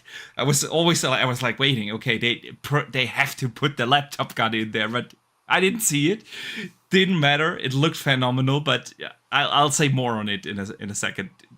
Steel, what did you think, man? It definitely pulled me in more than I was expecting. Again, I don't have the history with Perfect Dark. This is the era of if you're going to bring games back, this is how you kind of do it. Again, do I end up playing it? I'm still on the iffy side of that, but good thing is it is going to be in Game Pass. So it did look much like a completely different style of game that they were kind of going for, more on the espionage side of things. So like more akin to like the Splinter Cell that people have been kind of asking for here as of late. And hopefully we still get something from Ubisoft. But yeah, man, I mean, it looks like it could be interesting. And that's kind of how I'm feeling about it right now. So shout out to Perfect Dark. Okay. Dutch, what do you have to say? Yeah, looks interesting. I don't have much else to add, to be fair, for that particular game. It looks interesting, but that's about it. Yeah. Okay. I was expecting a little bit more excitement around this because this was one of my highlights, honestly. Yeah, this is one of my highlights too. So Crystal Dynamics and the Initiative answered a ton of questions for me, right? This is what needed to be seen. We've heard so many stories about what's happened at the Initiative or supposedly happened and how much trouble this game has been in and all types of things for these past years. We needed to see this. And when it showed up, now, is it like, oh my God, Hellblade 2 style, like shocking? No, of course not. But does it look like a freaking polished, really good game that I'm definitely going to love to play? Absolutely. And then you threw in the movement with the parkour, and then they were throwing in the stealth, and you guys know I love stealth. Again, I'm waiting for that Splinter Cell official reveal. I need to see it. I love stealth games. I love spy games. I love that kind of stuff. She started using the gadgets right away, and I was like, oh, okay. All right, they're bringing it all in. This is great. And then things got hot, and she went with the melee fighting. The melee fighting in first person, again, melee fighting in first person doesn't always, it looks wonky a lot of the time. It's hard to do. And this one, with some of the slow down and some of the counter moves that you could pull off, and then whipping out your gun and capping people while you got one guy underneath you down. Yes, sir. I loved what I saw of Perfect Dark here. This is, if you're going to reboot the franchise, if you're going to reboot and go back to an IP like this, we got generations of people who don't know Joanna Dark from anybody. We've got people that never played Perfect Dark in their entire lives. So you got a clean slate. This is what you do. You make a modern, cool spy thriller type game with all the above that I just listed. Great movement in parkour and all that kind of stuff. Kind of looked like Assassin's Creed in first person at times when she was jumping through the city and that kind of stuff. And then you add in hand-to-hand combat. You got the weapons. You got all the stuff that you need to see. Yes, and more yes. Like, I was really happy the Initiative and of course the partners, Crystal Dynamics, got to show this off. It shows that they've been working a lot, and I'm happy to see it here. This was great. It answered all the questions I needed. I couldn't agree more. It's interesting to see the parkour section, though. I think the parkour section caught me off guard with that, and the kind of mirrors Edge, but with the gadgets and everything like that. Yes, it definitely looked cool. Mirror's Edge, Dying Light, kind of parkour. They had the stealth segments in there, almost a little bit like Splinter Cell, but in first person. Then they have these action sequences in there. Good looking shooting, then the bullet time mode, of course, in there, and it's like there's a lot in there. I think visually it looks fantastic.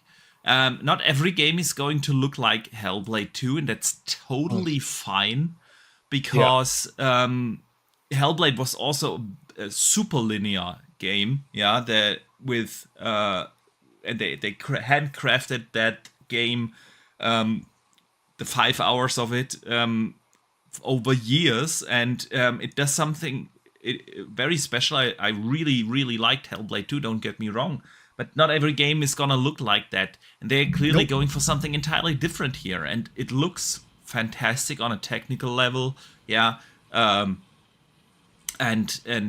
all the gameplay mechanics that they put in there were just, I'm on board. I'm totally on board. I also want to add one thing. How about the density of the city too? Yes. Like when she was going through town, like I noticed that, like it felt claustrophobic. It felt like a city, like a tight, close, like in Cairo, right? That's how their cities are. It felt like that. Like that's what I was impressed with. The details in the background was really well done. I really like that. Absolutely. Like, great lighting effects, cool volumetric fog effects.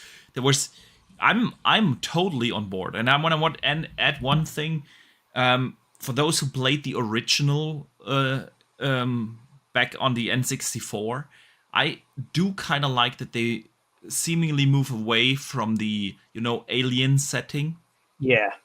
And it's still sci-fi, which I'm totally good with. Yeah, but not with the aliens. And so yeah, man, I'm totally on board, and I can't wait to learn more about it. So I think it's good that you're right. I think it's good that they are getting away from the alien thing, because it is a whole new generation of people that have never heard of or played Perfect Dark before. So why not reboot it?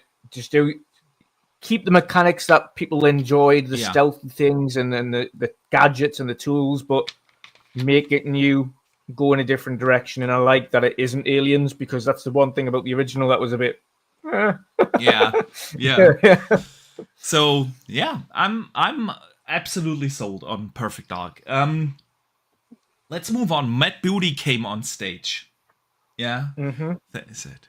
Thank you to the community. Yeah, I thought you were going to end that show early when he came on. I was like, you better not. Yeah.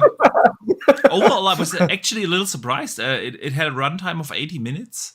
I thought it's a tiny bit longer, but I'm totally fine with the 80 minutes because the 80 minutes were perfect. So, but yeah, Matt Booty came on, said thank you, and that's about it. It felt like they kind of had to put him in there, and then they started to show off Diablo 4, the Vessel of Hatred. He said, Matt Booty said, okay, we're gonna have a new character, to play. It comes on October 8th.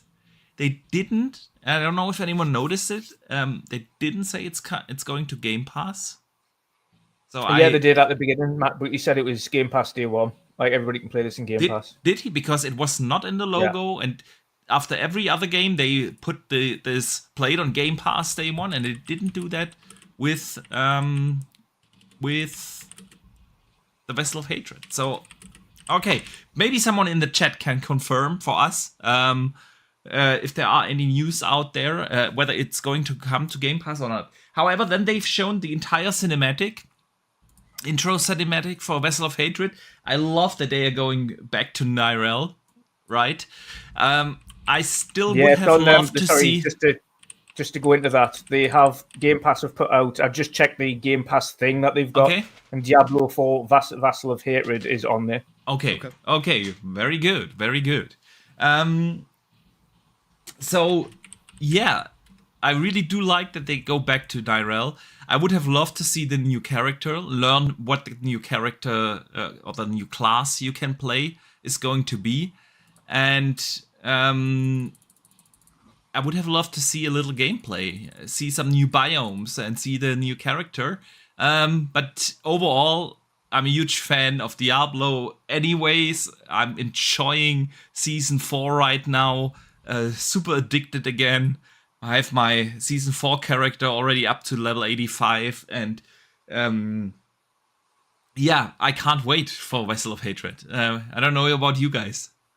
That trailer was fire again. Yes. But this team know how to make unbelievable trailers. Like I could watch a movie of this, like this team put together, because I would absolutely sit through an entire grim, gory mess that that these guys can make up, because that is insane. It was just as good as the original Lilith trailer that we got. Yeah, where like it was just phenomenal the way it was done.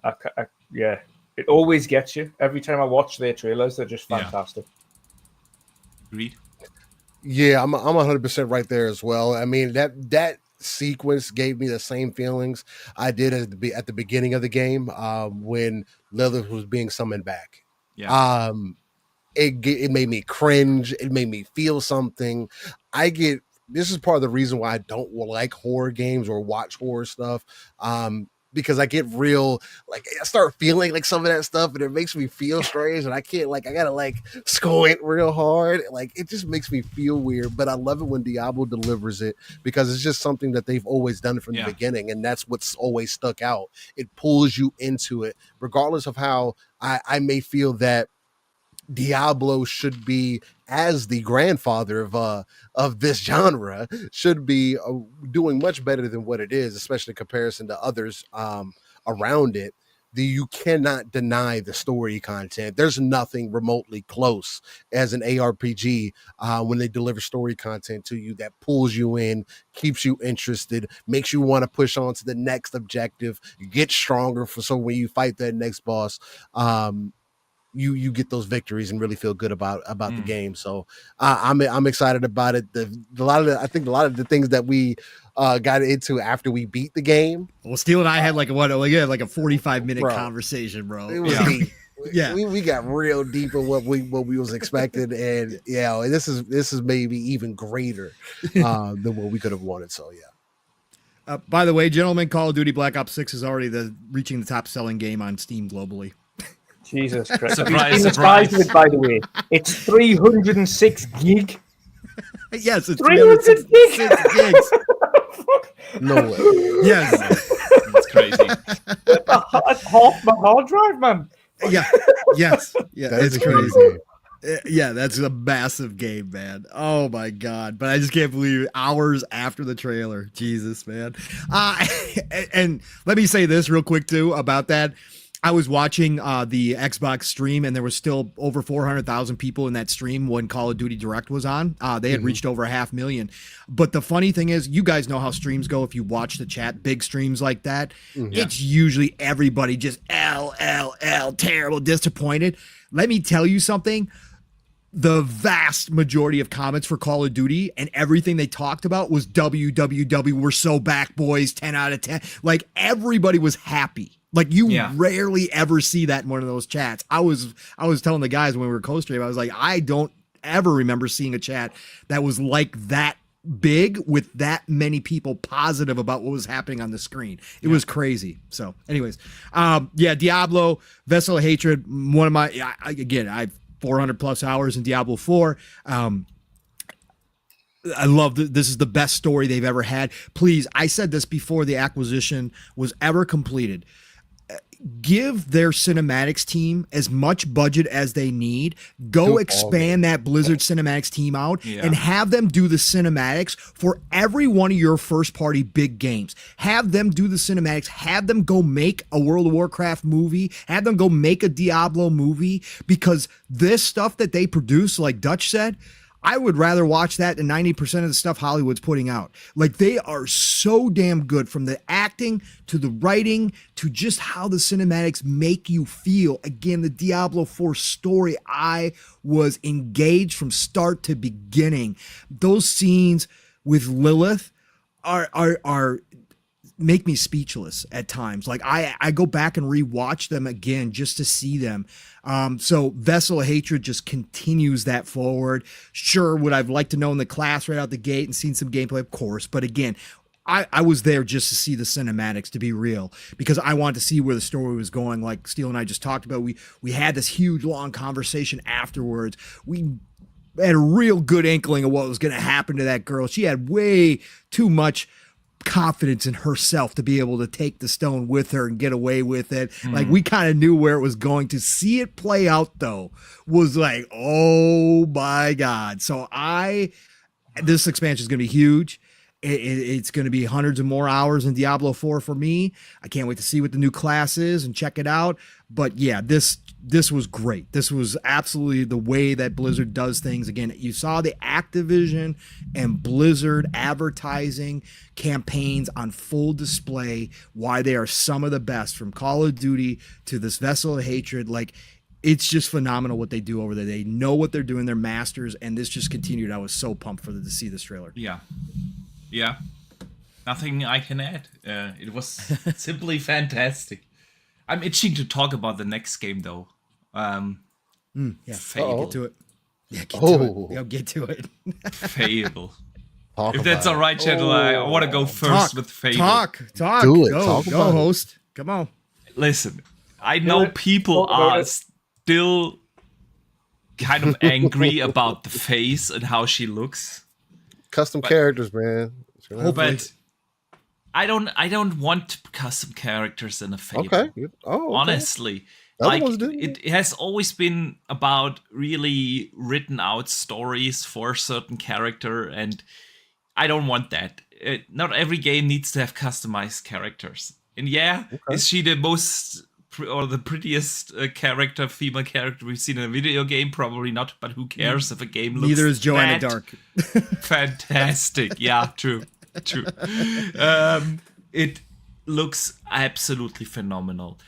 I love the art style where they are going with this. When they have shown this shot of Albion, I was sitting there literally getting goosebumps. Fable is so near and dear to my heart. It was back in the day actually my favorite Xbox IP. I love Fable. And Playground hits what makes Fable Fable. You have these colorful environments, still pretty crazy things going on. You have these the quirky humor in there. I know Dutch doesn't like to hear quirky humor because it's British humor, but it is a special kind of humor that they have in there. I like it. Yeah, it's funny. And this time they have done something similar than they did with the last trailer, where they had a guy sitting there narrating what is going on. Right. But they showed even more snippets of actual gameplay. You could literally see her walking around, right? You could tell, okay, this is now being controlled by someone. The seamless interactions with the characters, where she just walks up to a random guy, chats him up, where she approaches the big giant frog, that was in the way back in the original CGI reveal trailer. The lighting looks phenomenal in this game, like absolutely top notch. It is really hard to tell whether that's like CGI or actual gameplay, but it is all in engine. This is how the game looks. Yeah, you could see her running across fields, going into combat, and everything was in there. It is not like 3 minutes of continued gameplay that we got from Perfect Dark, but it is just looking so insanely good. We've seen some foes. You guys remember the giant tree guy, for instance. The frog is kind of looking like an enemy she's approaching because she has the sword in the hand. I feel like this is really going to be a very, very special game, and not just for its visuals, but the atmosphere that they captured is exactly what I want. And I'm super excited. My only nitpick is, why did this game was squeezed in there? Like it is some sort of, I didn't it felt like you should have highlighted it way more. You know what I mean? It was like in the middle part, coming off of Perfect Dark and Diablo, and then we had the indies, and it was kind of squeezed in there. And for the game looking that insanely good, I felt like it should have deserved like a bigger spotlight somehow in the showcase. But other than that, I'm absolutely psyched for Fable. Absolutely. Fable's one of those games that I was actually introduced to by my wife. We played co-op together in the most recent Fable, the more recent Fable, I should say. And that gave me an experience that I have grown to know that I really like. And it's something that I think I've always acknowledged, just that the choices that you make impact the world and you as a character overall, and I really love that. That's why I like the customized characters and whatnot. And even if it's not, though, like even just to leave it at what we saw, I like the fact that really and truly appreciating the fact when we get trailers for games, that when they show gameplay, because now from what we've seen from that trailer, it at least proves to me that no, the gameplay is like that. That's exactly what it's going to look like. Yeah. I don't need to question it any further. And if that's the case, even when I compare to what I was getting from Fable, when I went back and played Fable 2 as an example, there is a limitless possibilities here. Also knowing that I'll be able to have that angelic and that demonic side of as well, the supernatural abilities that you'll be able to get through Fable, just the adventure that you'll be able to go on, man, and just that feeling when you make a choice and it's really a, hey, how do I want to play this? Not and you live with the choice, because how do I want to play this? Not let me make this choice. Let me live with it. Let me see what I get by the end of the game. And knowing that it's also one of those games that's going to have multiple types of endings depending on how you play. Yeah. They can make it even more vast and dense in the cities and whatnot, to where when you own homes, maybe you could have a family for real this time. Like you could really make it a lived-in experience. Like it kind of felt like they were moving into. So it's just dope to see Playground seemingly appreciating and developing into an IP, especially coming over from making racing games. Like a game of this quality that looks like this and still feels like Fable. It's just, that's a special thing for me. So yeah, absolutely. Dutch, what are your thoughts? This is the other big game I was waiting on this gen. I've got my Hellblade and my Hellblade Series X is done, and I've got my Fable Series S sitting here, ready for Fable. No, it looked absolutely phenomenal. I liked how they put the in-game bit at the bottom, so at least everybody would realize it was in-game again at the start. Yeah. But then we saw even more gameplay again. Not only the frog, then we had the section where she uses her powers and people bounce up in the air and she uses the arrows to shoot them. And then throw something at some guy on some rocks. And then there's a little section in the town where she's walking around, and some section where she's running through the woods. It's quite obviously all gameplay, and it looks absolutely fantastic. The humor's spot on again, as always. It just looks phenomenal, and I have full faith in Playground now that they're going to absolutely knock it out of the park with this game. It looks just unbelievable. I cannot wait to play it next year. Yeah. Pong, anything you want to add? They knocked it out of the park. Again, this is what they needed to see. They answered all the questions. The questions should never have been asked, but of course they're going to, because it's Xbox. So they always ask these stupid questions. But there's, again, a studio shows up in Playground. I don't know how many times they have to prove themselves. They have stated publicly they want to become one of the best studios in the entire world. They are moving in that direction. Obviously, there's no questions to be asked about Forza Horizon and what it's done for the racing genre. So now they're tackling a brand new genre. People question whether or not they could do it, whether or not they could take that engine and turn it into an RPG engine, an open world engine. All these questions that they've done nothing but answer every time that we've seen, Fable from the first showing to now. And I think they answered everything else in spades today. And you can see they went out and brought back a lot of members from the original Lionhead team. You can see that they took this IP seriously to get the feeling right, even if they are bringing it up to date, even if there is a reboot, obviously, of Fable. They wanted to keep the original feel of the game for everybody, because obviously this is a huge franchise and they've done it. I can't tell you until I play it, but from what I've seen, they nailed every single aspect, from the lowbrow humor to the really, really low-key humor that you just got to be really quick to catch, or you'd be like, did I just hear him say that? The expressions on the characters' faces, how emotional it is in each scene. All of that is here. And again, to Steele's point, It looks like they're leaning heavy into the choices that you are going to make, how it is going to shape you as a character within the game and the world around you. Love that. That was one of my favorite parts of Fable, right? So, hands down, Playground just crushed it, okay? Playground left no room for any more questions. Now we just got to get the game next year and actually play it at this point. I'm all on board, been sold for a long time because I knew Playground was going to do it.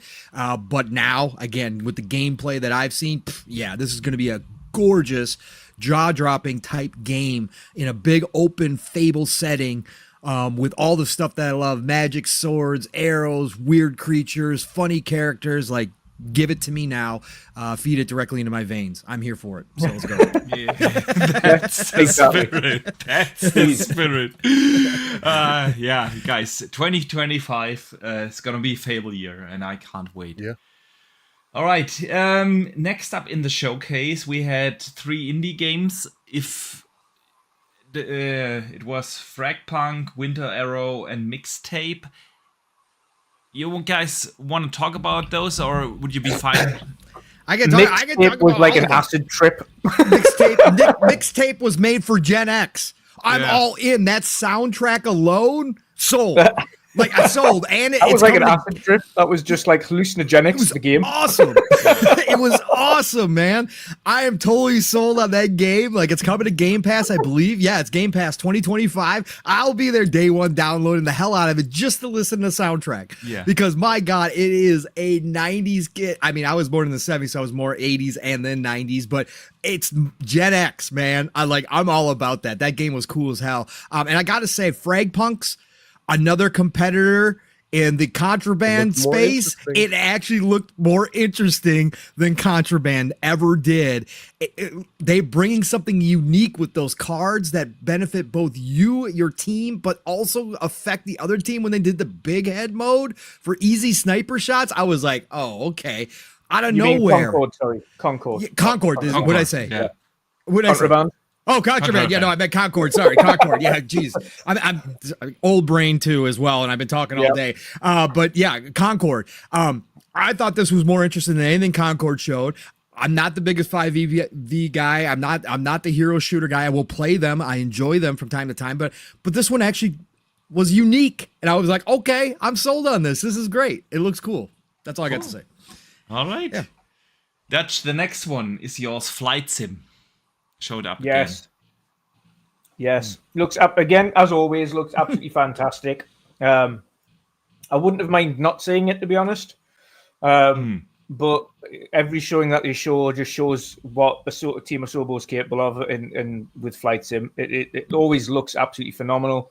It's definitely going to be a lot more for those who want a more linear Flight Sim experience, where you have the ability to fly around as you usually do, but this one's more campaign focused.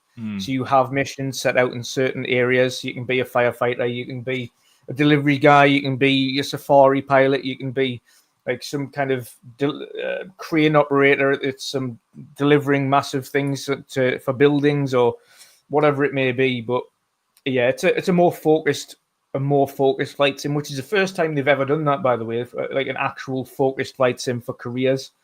So it's going to be interesting to see how that does. A lot of people are actually looking forward to that, because the one thing people didn't like about Big Flight Sim was that it didn't have like something that they could target, like a purpose.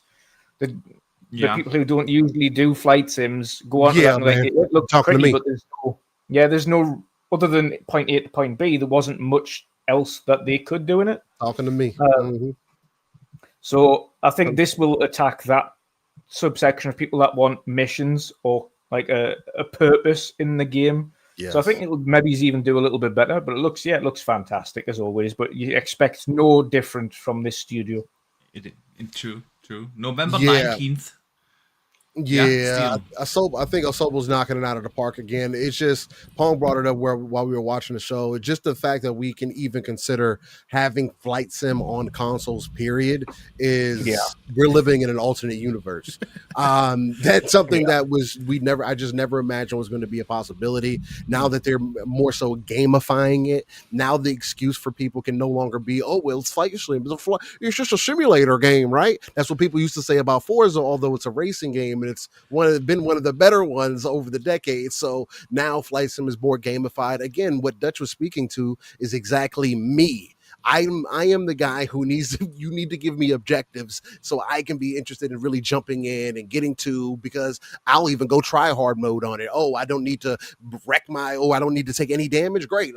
I'll make sure I don't take any damage. Oh, I want to have as max whatever force against me, playing on the hardest difficulty. Sure. Why not? Did you try the Doom add-on?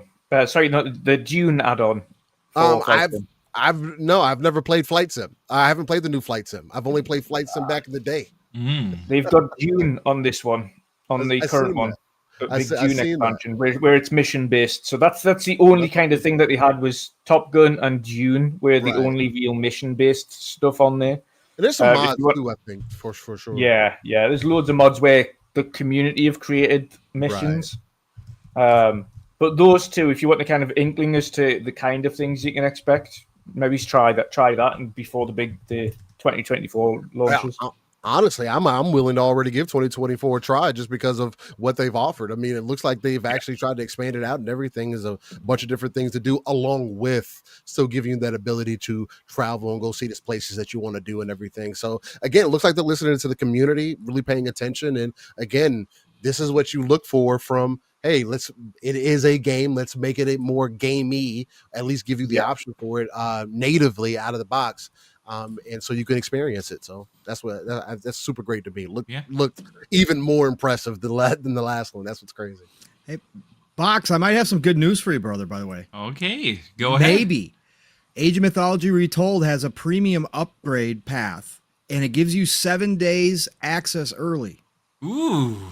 Does that put it in a time frame where you might be able to jump in? Yeah, then I can play it for a week. Yes. Good. Yes. Good. So they got a standard edition, premium edition, and they do have the upgrade path for obviously Game Pass players, I'm assuming as well, and that gives you the 7 days early access as well. So that sounds fantastic. Age of Mythology. Let's go. Pong, once the game is out and we both played it properly, we're gonna do a dedicated Age of Mythology podcast, man. Okay, we will do it. All right. We'll figure out a way to do it, man. I'm good. Elder Scrolls Online was next. 10-year edition. For a short period of time, we get to play all DLC for free. But that's about it. So I would go. Also, real quick over the next one. Deck 9, Life is Strange, a double double exploration or something. Exposure. Yes. Another one. Adding more gameplay to it, looks like. So expanding it out. Then we got Indiana Jones. Yeah. They reconfirmed again the date for 24, no specific date. It's the same. It was the same great showing that they had in January at the Developer Direct, right? They just nailed the atmosphere of indie, of the original indie. Younger Indiana Jones. Oh, time Indiana Jones. That I would rather watch that cutscene and make it into a full-fledged movie than any of the newer movies. That captured the spirit of younger Indiana Jones perfectly. And again, I've given Troy Baker a lot of grief, right? Because Troy annoys the hell out of me. However, he is so close.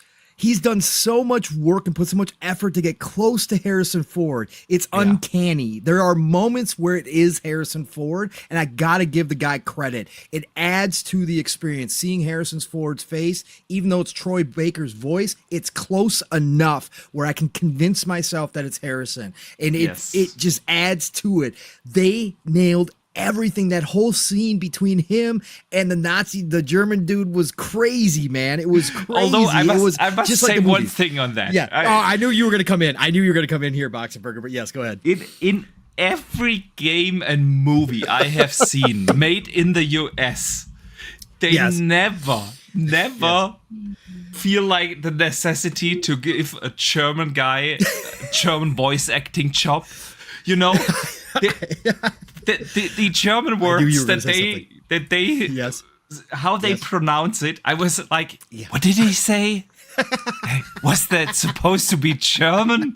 Like, it's so god awful. I knew you were going to have something to say. I knew it, Box. That's hilarious. But yeah, other than that, it just looks like. I think this one makes it funnier. Yeah.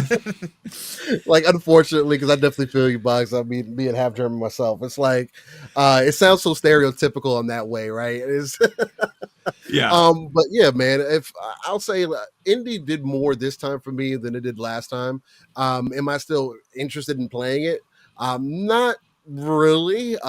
Do I still think that people may be living nostalgia? Yeah. You're gonna be wrong about this one, Steel. But it does look impressive. It does look like it's gonna be fun. And again, from what I remember about Indiana Jones when I was younger, from what the few I have watched, and I've seen the newer ones, of course. Well, one of the newer ones earlier on, but it seemed to hit where it was supposed to. So I thought it was funny. I thought it seemed creative. Again, not a lot of gameplay, but it definitely gave you at least a feel for in the respect to what Indiana is for most people, from what I hear. So yeah, absolutely. I have so much nostalgia for Indy, one of my all-time movie franchises, and they just nail the atmosphere, so I can't wait. I don't need to see more. I'm convinced. I'm good to go, man. Dutch, what do you say? Yeah, I'm good to go. I'm good. I've always been a big Indy fan. I've seen every film multiple times over. I've been to watch the live action Indy at Disney that they do, which is awesome. Of course, reenact the scenes from the film, with the plane and the fist fight on top of the old German bomber plane that they've got, and I love Indy. So to get this game and to see it looking as great as it is, and again Troy Baker making it sound almost identical to Harrison Ford, and also getting his likeness, which is also hats off to Machine Games, because that I would imagine that wasn't easy to do or cheap. Yeah. You're immortalizing it. It really, really increases the immersion that this is a true indie game. So hats off to them. Yeah, it's looking absolutely fantastic, and I cannot wait to play the game. Cannot wait. Absolutely. Pyro in the chat says, I feel bad for Boxenberger with Indy, as they'll need to cut all the Nazi mentions and references for him being in Germany. Yeah, that's a possibility. Yep. However, over the last 2 or 3 years, our government has become way more liberal on that, and there is less censorship going on. So I'm confident that we'll get to play a. You might eventually get a Wolfenstein that doesn't have blacked out Nazi references. Maybe, yeah. The one thing I will never ever do is trying to get a copy of Wolfenstein or even Indy imported, because that's how they locked my original Xbox account back in the 360 days. I can't remember whether it was Wolfenstein or Doom. It was one of those two that have been censored here in Germany, and I was just putting the region to UK and downloaded the game, and they banned my account for that. So I'm never ever gonna do that, because now I have more than 700 games on my account. Right. So yeah, we shall see whether I can play it uncensored or not. The next game was Mecha Break. Yep. Yeah. Yes. Good get. Yeah, that was one of the downsides for me, because we'd literally just seen that at Summer Game Fest. Yeah. But it was a good get for console. It was good to match it up with. It's coming to Xbox first. It's the perfect. It's the perfect game for Xbox because it is all multiplayer. Obviously, I'll let Steel run if he wants to run a little bit because he's a mech guy. I'm a mech guy too, but Steel is much more mech guy than even me. But the game looks fantastic, and I think it's a perfect matchup with Xbox. It is a great game. It's free to play, so it's going to be available anyways. But it's just a great game to be associated with Xbox, and it had a great showing. It looks fun as hell. I mean, it looks fast, it looks fun. If you're into PvP, you like mechs, you like that old school anime type mech feel, Gundam, Robotech, etc., this is a game for you, and I'm going to certainly try it out. It looks awesome. And I think the other reason why it may be a little successful because it also reminds me of Transformers War of Cybertron, where they also transformed in between vehicle and flying and all kinds of. They were Transformers, so they literally did what they were intended to do, and it was fast action, well balanced gameplay. At least I felt at the time, and luckily, from what I've heard and seen about Mecha Break, because I haven't gotten to a closed beta yet. But on PC, the game is in a good state. People are really enjoying it. It needs to be fine-tuned and whatnot. They got to figure out the progression path that they want to actually use because it is a free-to-play game. But nonetheless, I do think it's a good get for Xbox. Again, I always consider Microsoft and Xbox to have more of the multiplayer ecosystem, or be more so to consider the multiplayer box when I look at it. So I think it just speaks to that. And if it ends up being a really good game, there's nothing like it in the market right now. So I think it'll be dope. Yeah. At the beginning, it gave me a little bit of Lilith Wars vibes. The way they've shown it, but yeah, I agree. So listen, the next one, Avowed, and let's go. We actually got some extra infos on Avowed because they are going to show continued gameplay tomorrow at the official Xbox podcast. We get an extended gameplay showing, but yeah, Avowed. I'm a huge Obsidian fan. I am. Yes. I love their RPGs. They haven't always been on like the technical super level, but the way how they tell stories, the way how they build worlds, believable worlds that you can immerse yourself in, it's just phenomenal. I do love the Pillars games, so I'm already familiar with the lore of Eora, which is so rich and deep. And if I look at games like, they made the best Fallout game, New Vegas. In the New Vegas, they made the best Fallout game yet. And that's coming from a huge Bethesda fan. And Outer Worlds was also really, really good. And with Avowed, I'm just digging it. I know a lot of people are a little bit like, too colorful. It's not what they showed in the original CGI trailer with the dark and gritty setting. It's so colorful now. But hey, that's Obsidian. And I do not want them to do another Skyrim copy, although that is probably their take on Skyrim. But it's an Obsidian-like Skyrim. Fantasy, high fantasy action RPG. And I cannot wait. I don't know what you guys have to say about Avowed. Yeah, I can't wait for it. I'm really looking forward to it. I've been waiting for a Skyrim-esque game for a while now. I mentioned to you when I was playing Starfield, I loved Starfield, but it still didn't hit the high notes for me that Skyrim did as a feeling when I was playing that game. Like, I loved Starfield, but as a feeling, I still have much higher regard for Skyrim in that world. And what Obsidian did for Outer Worlds, I absolutely loved Outer Worlds. A nice kind of shorter experience, but really well done.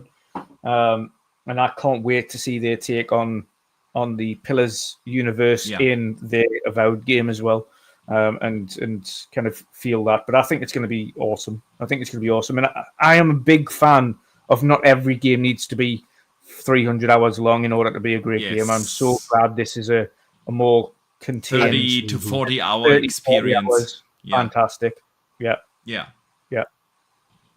Yeah.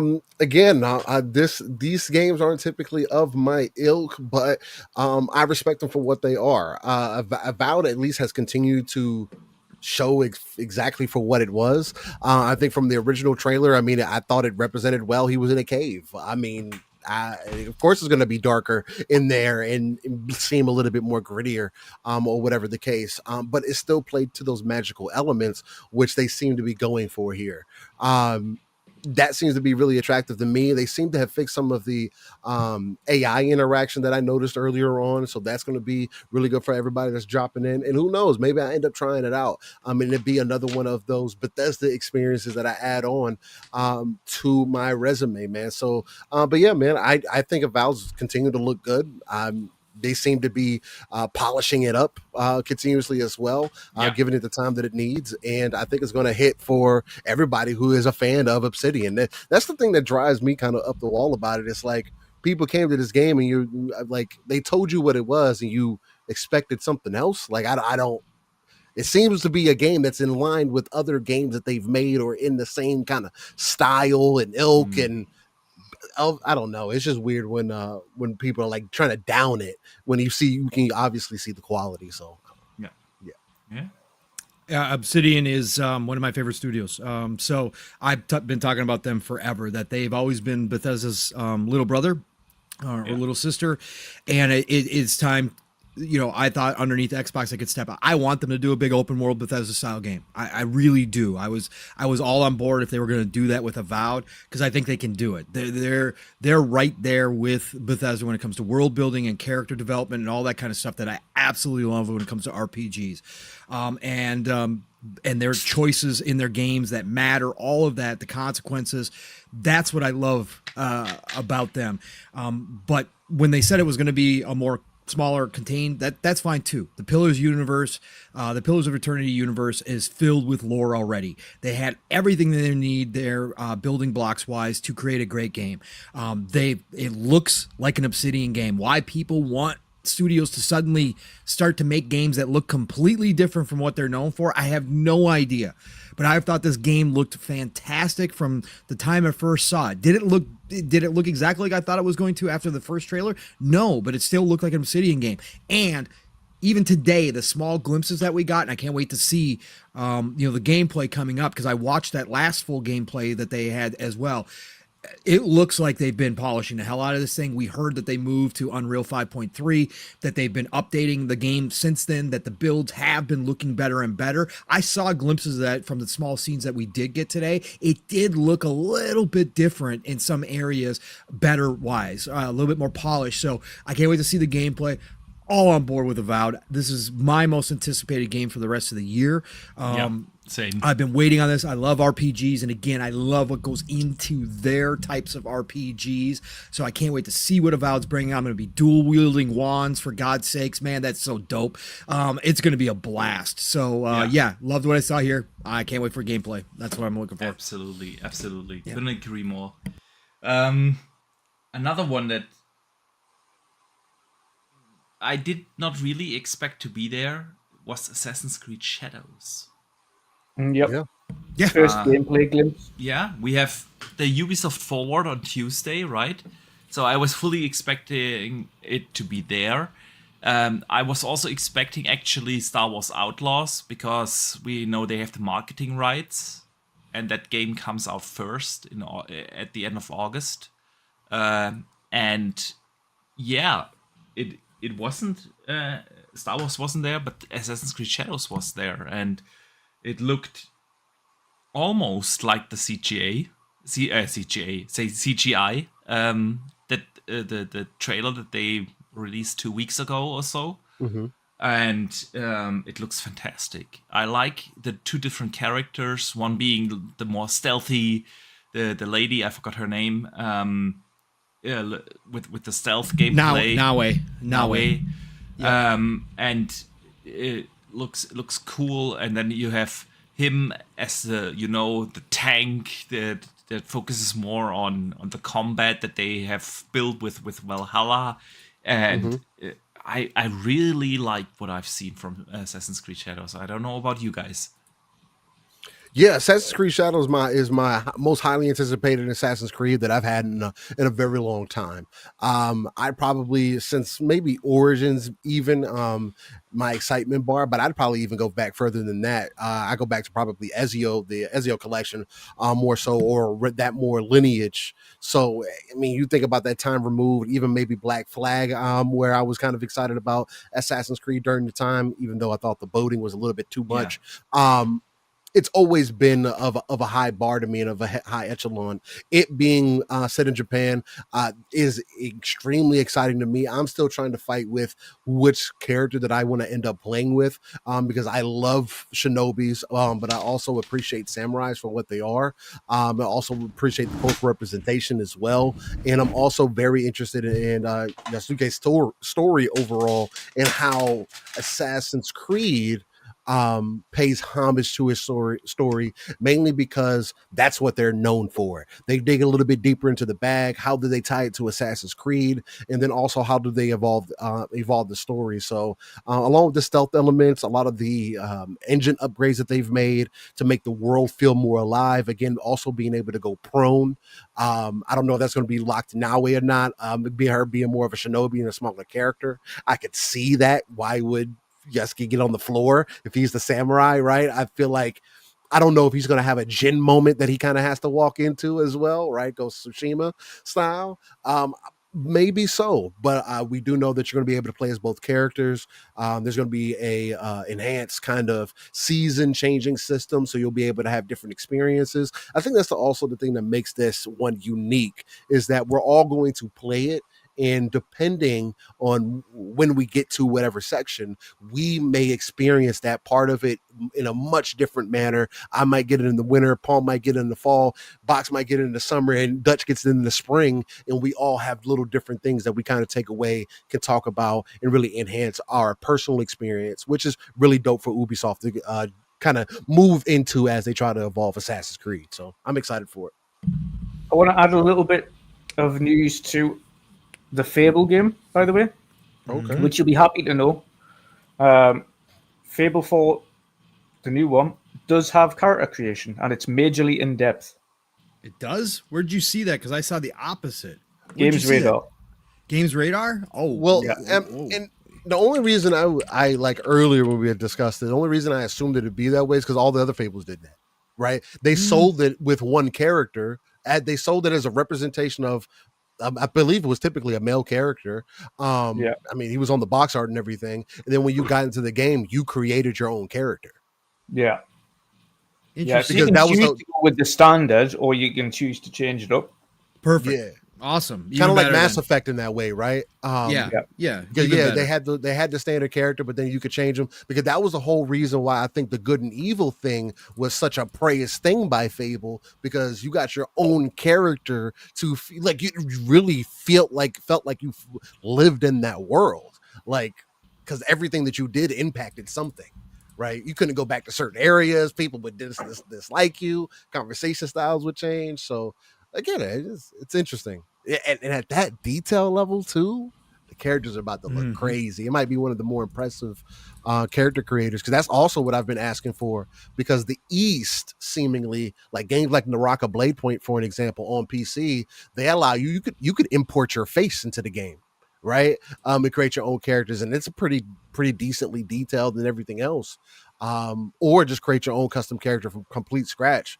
And I like to see a lot more of that come to the West to really fulfill that side of it, if that's what people are looking for.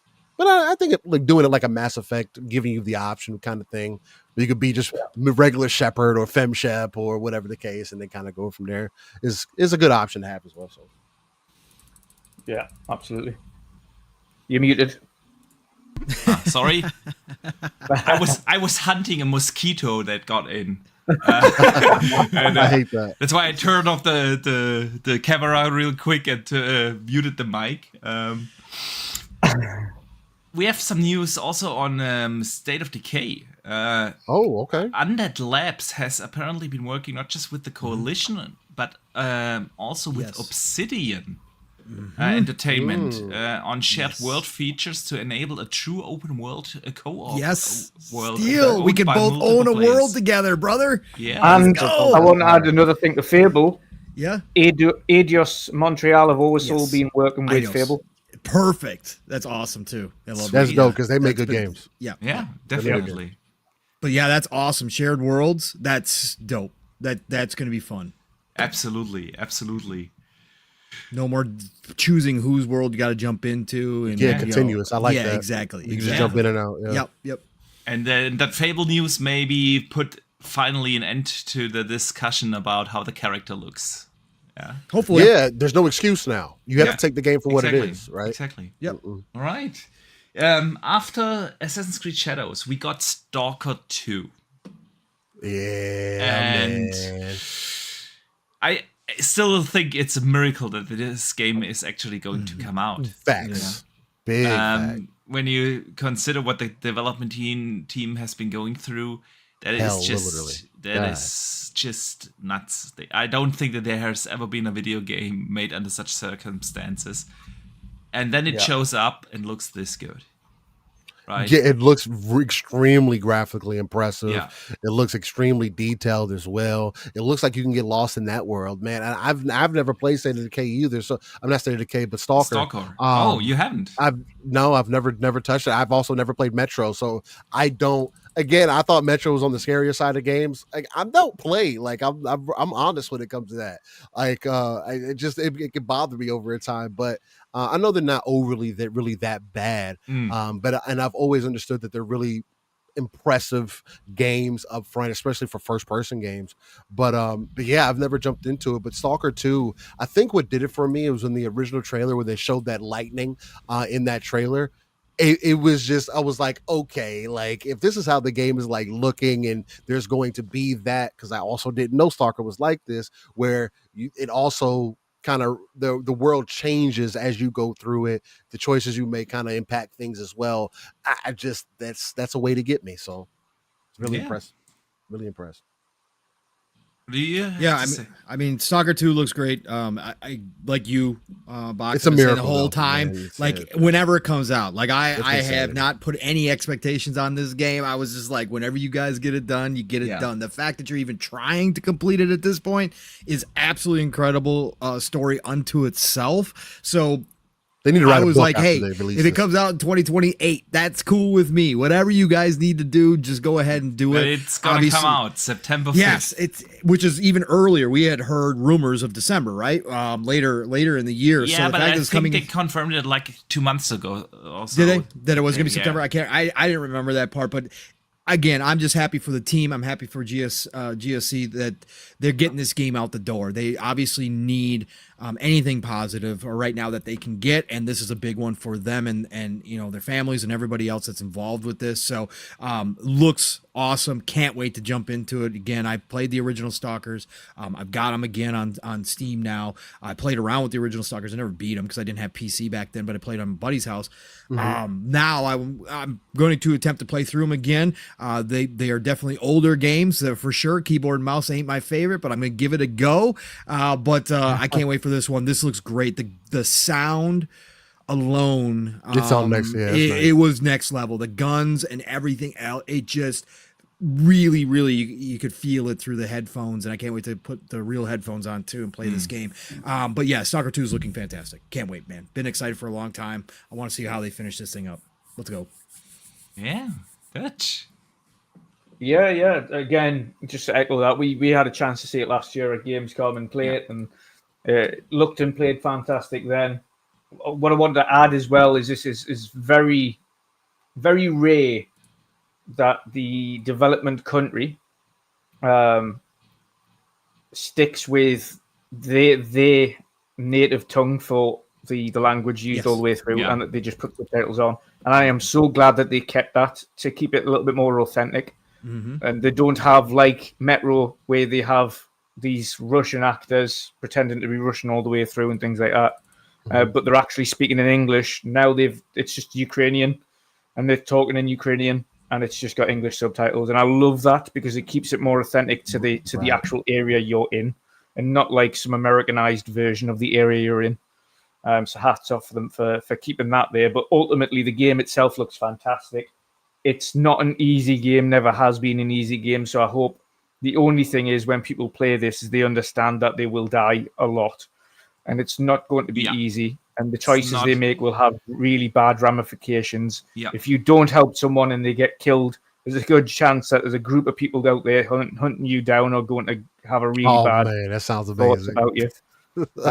I mean, Boxy, you had that when you played it last time. There was a guy getting attacked by dogs, and if you helped the guy, then the village were all kind to you, and you could use them and get items and things from them. If you didn't and you let them die, that village was really hated you, and they would shoot on sight on some occasions. So it was. Yeah, it is indeed very impactful when it comes to decisions, and sometimes it's not obvious that you make a decision in the game. Like you can randomly encounter a character, and you think it's just a random NPC, and do something with him or not do something with him, and later it'll play a big role in the outcome of the story. And it also has heavy, like, I don't want to say survival elements, but I lack of a better word. But yeah, it's not an easy game to play. You have to pay to a lot of mechanics attention. Get your loot right, and so on. It is a deep game. Add to what Steele mentioned about the lightning as well earlier, because that's another thing you kind of see when you play it, is that they have these kind of unnatural storms that come over and you have to take shelter or die. And these like weather elements do play a massive part in it as well. Absolutely, indeed. They do. So, yeah, man, I can't wait for Stalker 2. I just don't know how to find the time to play all those games at the end of August and beginning of September. It's like literally in 1 week we get Age of Mythology, we get Star Wars Outlaws, and we get Stalker 2. It's gonna be, You're just gonna be on Age of Mythology. That's it. I won't be on anything for 3 weeks in September at all. So. Get them installed on the Ally. Quickly. Yeah. We shall see how I will manage that, but it's a good problem to have, right? All right, next up was Sarah Bond on stage, closing out the show, announcing new hardware. Well, we get the all-digital white Series X. We get a 2 terabyte version of the Series X in black, and we get a white Series S with 1 terabyte. So, nothing major, just little revisions. The leak we've seen last year from the FTC, where we get the like Alexa-looking Series X, the slim thing, did not appear here. Anything you want to add to the hardware conversation, because there's really not much. The pricing's not great. The price isn't great. The 2 terabyte. The price. The 2 terabyte Series X is $600. Okay. And the all digital's only 50 less than the which we said it was probably going to be 50 because that's how much a Blu-ray drive costs. So only 50 less than a standard Series X. I don't think it's going to make any waves. Interesting. Yeah, this would have been the time for the high tier one to be $499. Yeah, just drop the prices on down, bro. Like, yeah, it is more aggressive at least. Yeah. Especially when you consider that we might get a PlayStation 5 Pro. Yeah, and we don't know where that will be priced. I expect that to be above 600, to be honest. But still, you kind of want. If you have a more powerful console over there, you want to have a proper price gap. But it'd be interesting. It'll be interesting for competitors' sake. What if PlayStation does drop the Pro, but they drop it at 600 at the same price that the Series X costs at 2 terabyte, and it's a 2 terabyte system that has more performance, quote unquote. That could be something. Another thing that you got to deal with in the marketplace as far as for the consumers and everything. So and with that we got the one more thing moment. We talked about that. Box, did you pass over Wu Chang Fallen Feathers? Oh yeah, I and think Adam so. Fall? That was did you in just between Avowed and Mecha Sea of Break. Thieves. Yeah, that was right after Mecha Break. It was right after Mecha Break was Wu Chang Fallen Feathers, which looked interesting and kind of out of the blue and unexpected. Yeah, it looked great. Game Pass Day 1 as well. Yep, Game Pass Day 1 on 2025, and then Adam Fall as well between Avowed and Assassin's Creed. Adam Fall looked. How did you forget about that one? Freaking awesome. Fall by Rebellion. Yes, by Rebellion, out of the blue. Known for their sniper games, and they're coming with a single player with World War II, it still seems like, right? Dutch? World War II or World War One? I couldn't tell. Kind of like futuristic World War II with mechs. With mechs and stuff. Yes, looked. I love Rebellion, so I was all about this. Adam Fall looked really dope too. I just want to throw those in there too. We don't have to discuss it, but they were kind of mysterious games that came out of nowhere. Again, that was the other thing. Surprises from third parties that we hadn't heard of. These games are the ones that we would have expected to see at the Keighley's. That's why Keighley was kind of downplaying his own show, because it looked like Xbox grabbed a couple of these surprises from some of these third-party studios. And I thought both of those did show extremely well. Like, I was really impressed with both of them. So, I do agree. All right, and then Gears closed the show. Again, we talked about that at the very beginning of the podcast. So, and that sums it up. Then, of course, we had the developer direct for Call of Duty. Anything you guys want to talk about from the developer direct? Man, as somebody that's continued to kind of keep up with Call of Duty for the most part, I would say I consider it more casual. I think that's kind of being easy, because for whatever reason, every time I get back into ranked, I'm still up there. But as somebody that kind of drops in and out of Call of Duty, though, man, it mostly keeps up more so on the Warzone side. I did jump back into multiplayer very heavily this time around with Modern Warfare 2 and 3. And I did enjoy what I got out of the movement wise, especially now with the updates that Modern Warfare 3 has made. To their mechanics and everything, bring the slides back and everything. Call of Duty is definitely feeling better than ever. What they showed here, though, is something completely different. The omnidirectional thing is what I've been looking for Call of Duty to do. Again, that's Ghost Recon type style movement that you would expect. That third person kind of mechanic that you'll notice because you're behind the character, and when they turn certain ways, it's like it needs to feel like that because of how the game's set up. And them bringing it here, I think is really going to help out, add another level to Call of Duty, keep it, I think, pretty much on top. And again, you can see the chat and everybody in the chat for the Xbox, for the Xbox chat was saying W's during all of everything that they were presenting. Again, they're going back to the old progression system as well. I think them taking that out of Call of Duty, unfortunately, gave people less of a reason to be invested. Because again, Call of Duty did turn into and had become, and they created it from the original, so it's kind of hard to fight against especially with multiplayer, with the prestige system. Just getting to that next level, even though it kind of resets your kit. It's kind of like showing off your marks, man. Shows you how experienced you are in it until you get into those lobbies, the hack lobbies where they're doing XP glitches and whatnot. But most of the people, it used to be a way to signify how good people were actually at the game. You kind of knew what you were getting yourself into versus this, however, whatever kind of system that they use now, that people complain about, the skill-based matchmaking. That's something that they didn't speak to, which I'm curious to see whether they will or not, especially seeing XDefiant being the number one thing people are liking about XDefiant is the fact that it doesn't have skill-based matchmaking.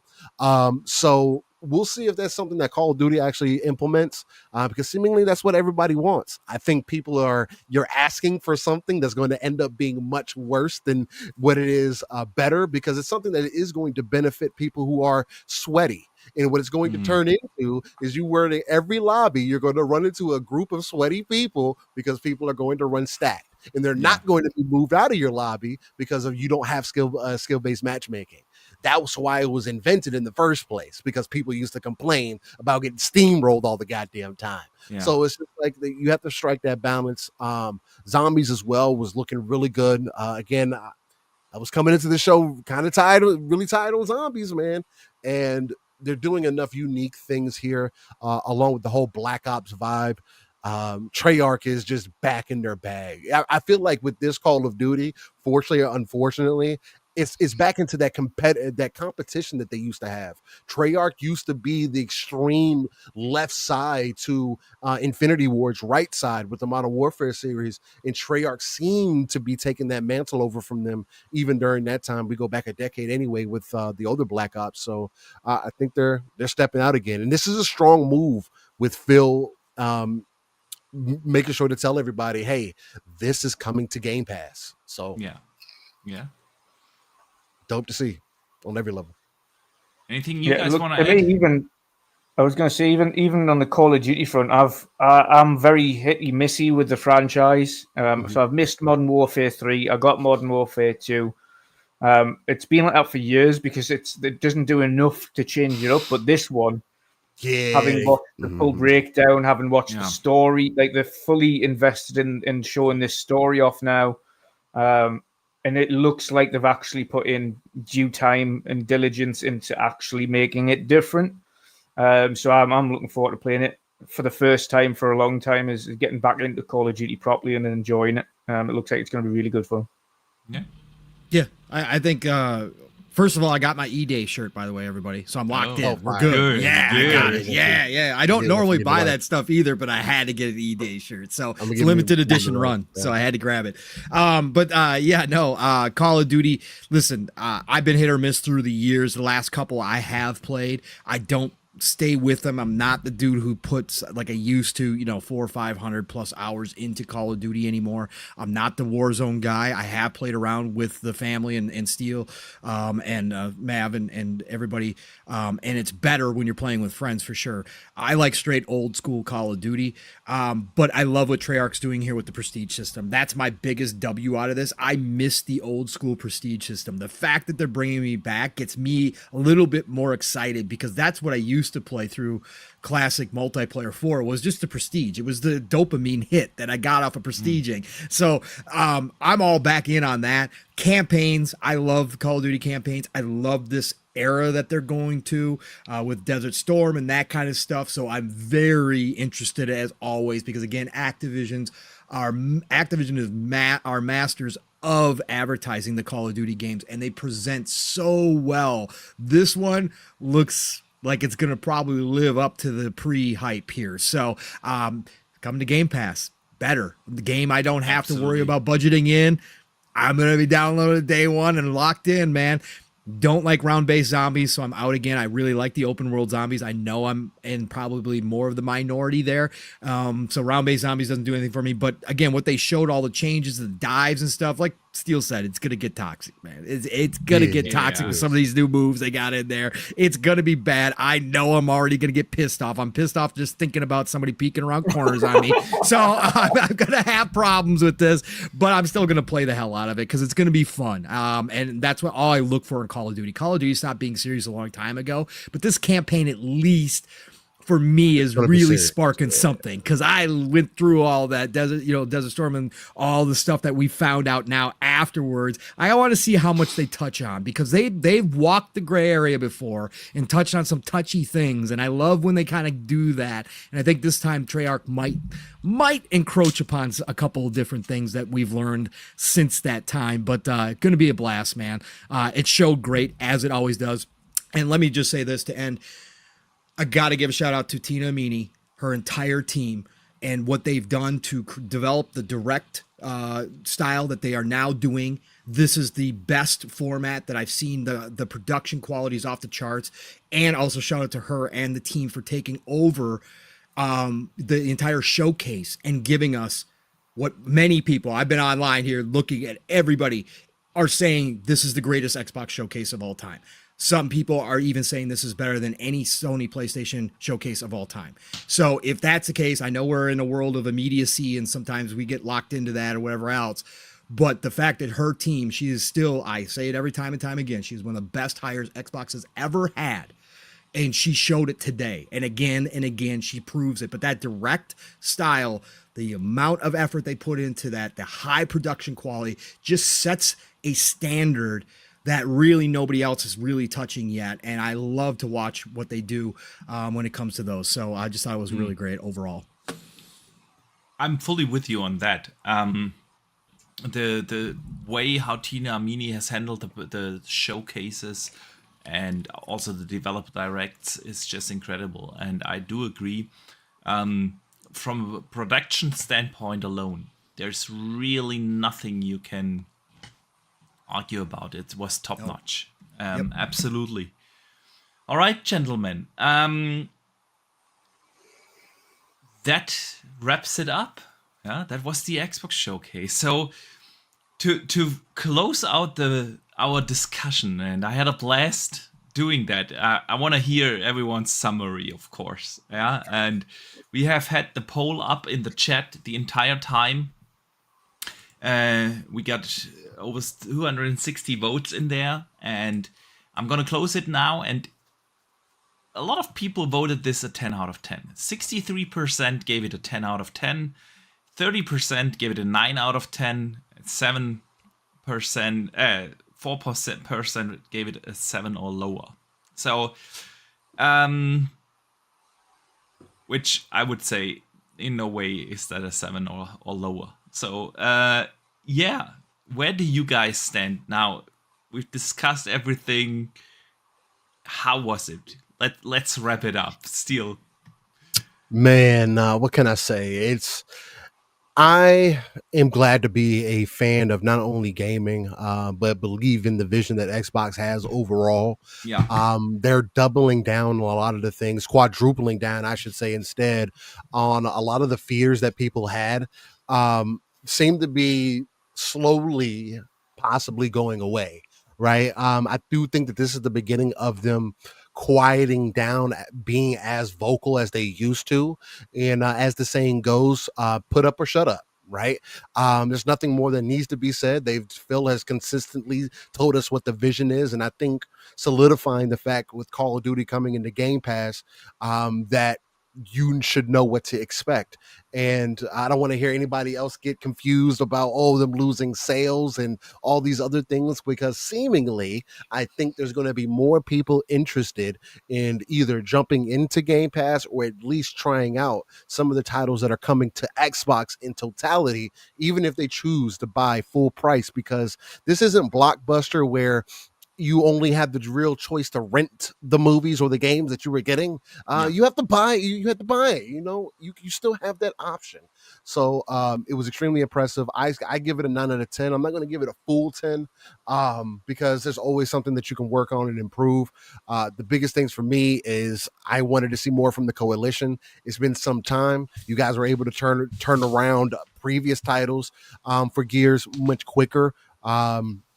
So, I mean, again, it serves some justice with the other information that we've gotten behind the scenes now, that it's helped ease some of that, right? But I really would have loved to see some gameplay from it to really establish to people why Gears is an important IP and needs to continue to set the standard, because, again, I don't think a lot of games would be where they are right now if it wasn't. So, yeah, man, Xbox is back in the seat, but there's a lot more to come, because the conversation is going to be, hey, why didn't you get any solidified dates? It doesn't matter. It's coming in 2024. I need a date. So, yeah, man. Loved it. Yeah. I loved it. Yeah, it was a fantastic show. Pong. Yeah. I mean, I take each one of these shows in a black hole. I don't compare them to anything else. Yes. When I'm watching them, it's what did it deliver for me? This is a 10 out of 10 showcase. This is an 11 out of 10 showcase. And they left stuff still in the oven that they have to show us. Like, they didn't even show everything that I had on my list, because I thought they were going to do 40 plus games here, right? So I got 10 less games than I thought I was going to get. This is still a 10 out of 10, 11 out of 10, 20 out of 10. I don't care what you want to call it. This, to me, again, when people use 10 out of 10, for me, nothing's ever going to be perfect, right? It just means that it hit every single note that I needed it to. I'm not worried about the dates. Again, I explained my thinking on that, so I didn't have any disappointment there. Again, gameplay, take it or leave it. If you're ready to show me, you're ready to show me. If you're not, you're not. For me, I don't care. I like CGI trailers. They did exactly what we thought they were going to do. and they came and delivered it not only to the level that I thought they would, but they kind of exceeded it in many ways by coming out of left field with something like Gears of War E-Day. Keeping that under wraps this long is unbelievable that they kept that under wraps, that this was going to be a prequel this time. Everybody just assumed it was 6. Yep. Again, knocked it out of the park. Didn't listen to us. Use the easy home run, put the little Mad World remix in the background of it. Like, that's what sets it apart. But then you got stuff like Fable showing up and showing off exactly, once again, that they answering all the questions. Every team that showed up here answered the questions that needed to be answered. And we got a few cherries, and we didn't even have a whole lot of third party. 17 first party games at this showcase out of 30. 17. We didn't get a whole Eastern section that we were all expecting. So they didn't even ride on the back of others to give them a boost anywhere. This was purely, almost entirely all Xbox. 90% of the games coming into Game Pass. Plus, this is what we talked about for years and years and years. This is the vision that we all saw. And those of us that still wish they were going toe-to-toe in a different strategy with PlayStation, myself included, right? This is what we saw. This is the potential we saw, that they could do that. Now they're moving in a different direction, but as a gamer, at the end of the day, I don't care, because these games are going into my favorite ecosystem. They're coming to Game Pass day and date, day one. And for a budget gamer, for a grazing gamer who plays a lot of different games throughout the year and can't buy every single one that he would love to play, this is exactly what I want to see from Xbox. They are giving me all the games as the world's largest publisher of content now. This is what I needed to see, wanted to see, and they, again, dropped it right in a full plate with some side dishes, some extra glasses right in front of me, and said, "It's yours. Go eat." And that's all. That's, again, 10 out of 10 for me, easy. I'm still speechless. I want to go back and watch it right after we get done with this. I'm going back and watch it on the big screen in 4K 60. I am. I have to. Like, I've been. I will also do a rewatch tomorrow. It's insane. It's just it's absolutely incredible to see it all come together. And they've had good shows the past couple of years. That's the thing. We came out of last year's show and the year prior going great. Really good shows behind. This is great. This year just on top of all of them, easy. Like, I tops them all. It's not even close. Really incredible. Really incredible. Yeah, absolutely. Dutch, what are your closing thoughts? Yeah, absolutely. It was an absolutely fantastic showcase. There's so many things in there that I kind of expected and then didn't expect, and there's a lot of surprises in there. Fable showed amazingly again. E-Day was the massive one that we were all expecting, but we thought it was going to be Gear 6. We thought it was going to be a follow-on, switch it up and do a prequel. Like, that it really caught us off guard, and then they really hit the nostalgia on the head as well and put that Mad World in there. But then every other game that we've seen before looks fantastic. Doom looks unbelievable. New things that surprised and got me excited, like Expedition 33, which is like, I've been asking for a big AAA turn-based RPG for a while, and we're getting one, and that looks fantastic as well. But yeah, overall, the sheer volume of games, the different types of games in there, with the indies mixing it up as well, and so many big hitters, again, from both first party and third party. It was a fantastic showcase. The only slight thing was, like I say, a duplicate game from SGF and the release dates for 2024 games, which we kind of would love to have seen. But other than that, it's as close to a 10 as you can probably get. It's like a 9.8. There's like tiny infractions there that I would love to have kind of seen on, but other than that, it's as close to as perfect as you can probably get for a showcase. Yeah, I do agree. I mean, when you look at it, what was in there? We had, of course, Call of Duty. Well, showed great. But then we had Gears. We had State of Decay. We had Shattered Space. We had Doom. We had Compulsion South of Midnight in there, right? Then we had Age of Mythology, Perfect Dark. We had Diablo in there. We had Fable in there. Indiana Jones, Avowed. Yeah, Stalker 2, Assassin's Creed Shadows was there. That is just an insane combination, right? And we have been asking for big blockbuster games on a continued basis. And we already got Hellblade. Yeah, we get Avowed, we get Stalker, we get Indie this year. We look into next year where we will get a Fable and South of Midnight, and we will get a Perfect Dark and Doom and this is probably Clockwork Revolution too. We still have so much to show. Yeah. And there was a lot of stuff not in there that we already know about. Clockwork, Towerborn. Those kind of gems were not even in there. Then we have still a lot of unknowns. Yeah, the ZeniMax Online game. What's that going to be? Yeah, we know Outer World 2 is cooking in the background for a couple of years now already. And this is just crazy when you look at it. And I'm with you, Pong, when you combine that with Game Pass. The sheer value of Game Pass that you get is just nuts. This is crazy. And they had a fantastic pacing. They had a few surprises in there. I'm with you, Dutch. A lot of the games have already been announced and we got updates on it. Yeah. South of Midnight and State of Decay. And I don't mind South of Midnight because we were all looking forward to seeing what that looked like. Absolutely. We now know what these games look like, right? And Perfect Dark and Fable. And yes, those were updates, but they were great. And we are close to getting them. And it is just so exciting to be in the Xbox ecosystem. So yeah, I would also probably not... There's always something you could improve a little bit, so I would give it a 9.5 or something, but it's just nitpicking. At the end of the day, this was an insanely good show and probably the best show Xbox has ever had. So I'm happy. I'm more than happy, and I can't wait to now dive into all the interviews, all the infos that we will get over the next couple of days, along with the podcasts where we see continued gameplay for Avowed and other games. And this is just awesome to be an Xbox gamer. And when you compare it to what the others put out, Summer Game Fest, State of Play,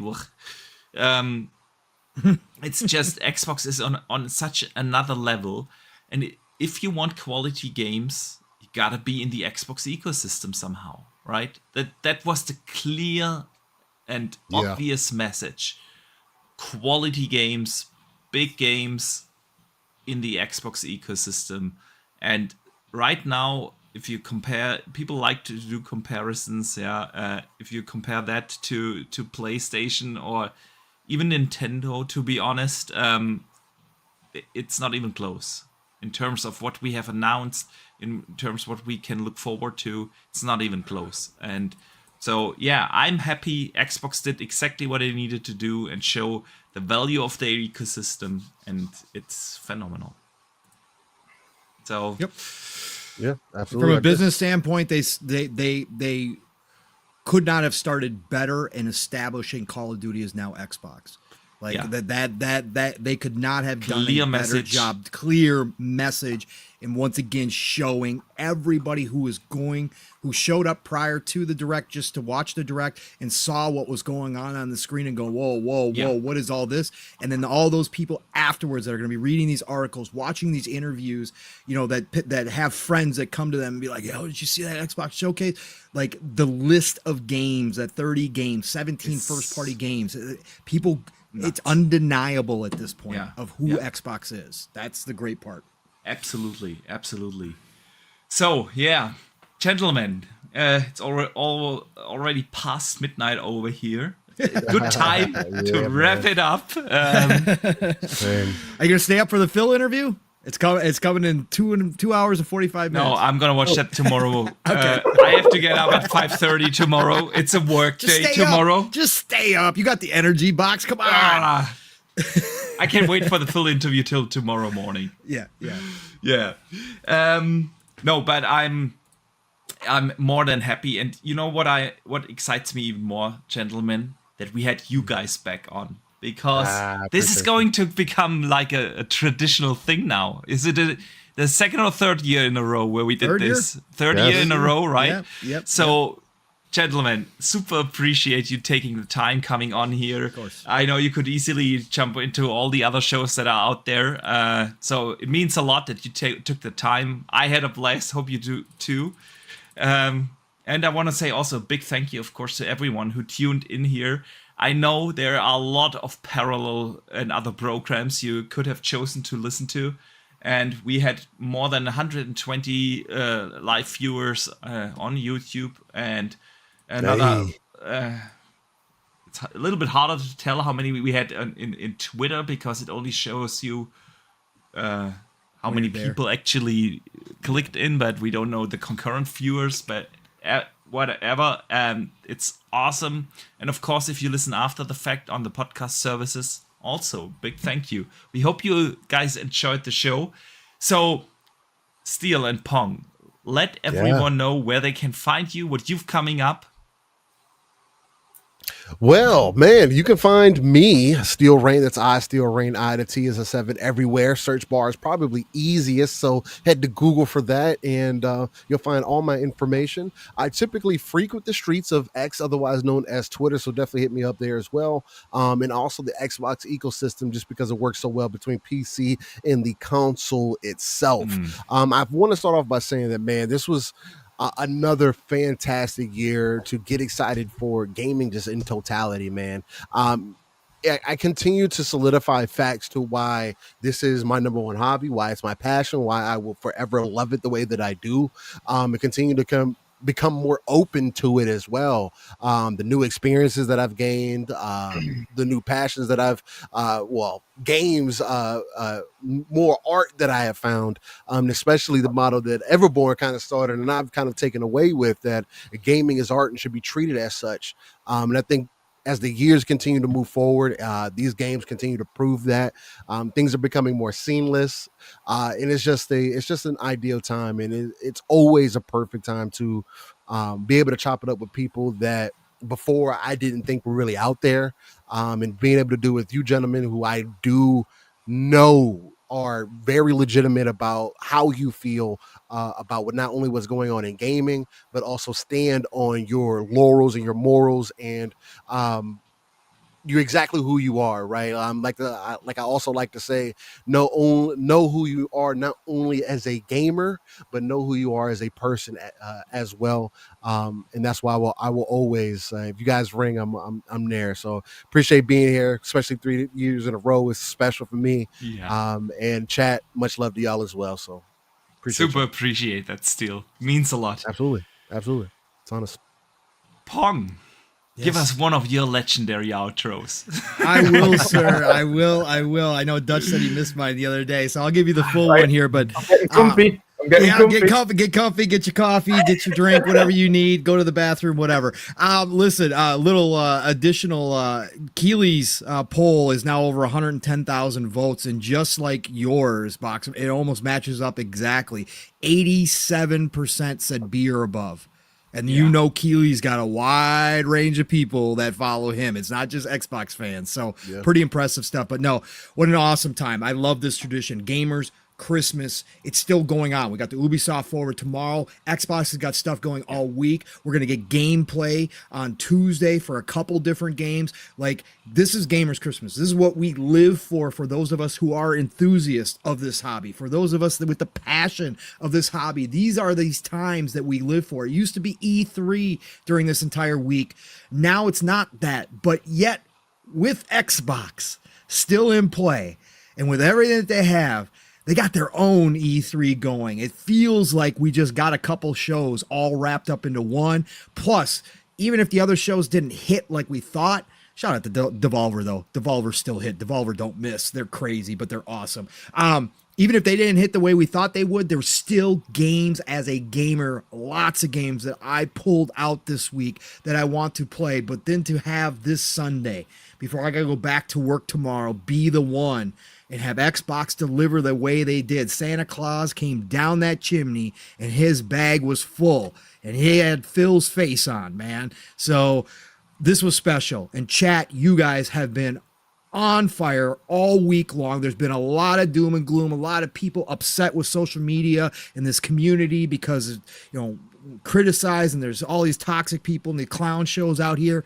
But this week, the energy is picked back up again because it is Gamers Christmas. And you guys coming out here to support this show and all the other shows that you do. Lots of familiar faces in here and everywhere I go. You guys give us your time, which is invaluable.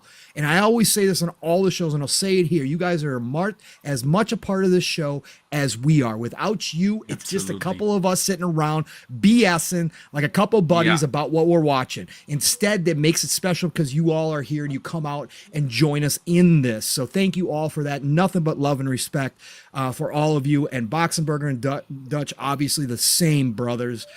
Again, love this tradition that we got going on. Steele and I get excited to come over here and talk to you guys, and it's been way too long. Again, schedules, real life being what they are now, all love and respect to you. So I just wanted to say all that. What a Christmas. What a Gamer's Christmas. Absolutely, you guys know how to find me. Pong Soul on X, formerly known as Twitter. Pong Soul on the Xbox. Pong Soul on Steam. Pong Soul on Epic. Pong Soul on GOG. Find me. I'll find you back. That's fine.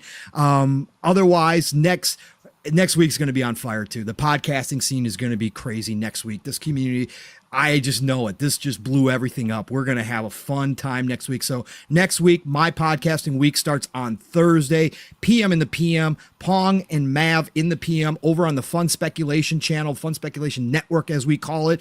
Be there 7 p.m. Eastern time, 6 o'clock Central time, 2-man show, but we get the chat involved. We usually go 3+ hours on Thursday. Come join us. And then Friday nights, it's back on the Fun Speculation channel as well for Xbox Ultimate, where we usually have some other family members join us. We've been a little bit light these past few weeks, but 3-Bit's now married and settled in, so we might have him back on Xbox Ultimate. But whoever's there, however many of us are there, we have a great time on Friday nights, 10 p.m. Eastern, 9 o'clock Central time, Xbox Ultimate over on the Fun Speculation channel. And then me and this dude right here, yeah, that's right. We go live Saturday morning or Saturday afternoon, depending on where you are in the world. We'll take you from the morning to the afternoon or the afternoon to the evening, because we usually go 4+ hours. Me and Steele, 2-man show yet again, but we do definitely get the chat involved. We go all over the place. We love to talk this stuff. We talk everything in gaming. It's not any one console. We talk all of gaming. Join us there every Saturday, living split screen, 10 a.m. Eastern, 9 o'clock Central time, live, raw, and uncut, as Steele likes to say. And then Saturday nights, we're going to be taking a break for a while, but PTK Blam's got to take a little bit of break. He's got to change and work and all sorts of stuff going on. But normally the Shop Podcast, PTK Blam's channel, Blam, Fuzzy, myself, usually a guest or two on Saturday nights. That'll be 10 p.m. Eastern, 9 o'clock Central time. Otherwise, everybody, it is the golden age of gaming. I've been saying it now since I started podcasting nearly 4 years ago. That's what I feel after I've been a gamer for 4+ decades now. Okay, I'm 49. This is the best time it's ever been to a gamer. I have never had or dreamt of having this many games to play. So please get out there, enjoy some of it, play what you love what you play, and I'll talk to you all real soon. Thanks, Box. What an epic outro. Dutch, I don't know how you can possibly top that, but give it a try. I can't top that. Yeah, thank you, everyone. Goodbye. No, it's been fantastic. Obviously, I've my streams on 5 hours 46 minutes so far, so I've been going throughout the whole showcase, carried straight on through post show. It's been fantastic. Enjoyed all of it. Enjoyed the discussions with the panel, and coming here and had these two awesome gents to discuss everything and break everything down that we saw. So it's been an absolutely fantastic day for gaming and games, and gets the hype back up again after the kind of mad, stupid business updatey stuff we've all had to deal with and put up with for the months on end, and the negativity. Bring it back round to games, and just seeing some absolutely fantastic things showed off today has been a nice change of pace and breath of fresh air. So it's great that everyone's hyped again. It's great to see that universally it's being praised as such an epic show. And everyone's had a lot of things that they've come out with that show and thoroughly enjoyed it. But it's been great to chop it up with all you guys again. Fantastic as always, you guys.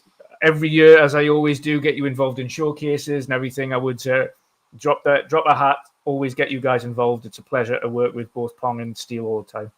Appreciate you, man. Absolutely. Couldn't have said it better. It's always a pleasure to have you guys on. And we do that not often enough because, like Pong said, real life stuff. Life. But whenever you have time, you're always welcome to come on The World of Gaming and talk with us about this incredible hobby. And it was a good day for this hobby for sure. So again, a big shout out to everyone who joined us here. We super appreciate you all spending the time with us because that's the most valuable thing we have, time, and that you decide to spend it with us and discuss the awesome hobby, the fantastic thing that is gaming with us and this outstanding community means so much. So big shout out to you guys. And of course, we will be back next Thursday, regular time, 2 p.m. Eastern, 8 p.m. Central Europe, or 7 p.m. UK time, with another World of Gaming episode to talk about all the aftermath that we will learn now in the next couple of days. So until then, enjoy some gaming, have a great week, and I see you guys hopefully next Thursday. Don't forget to game on.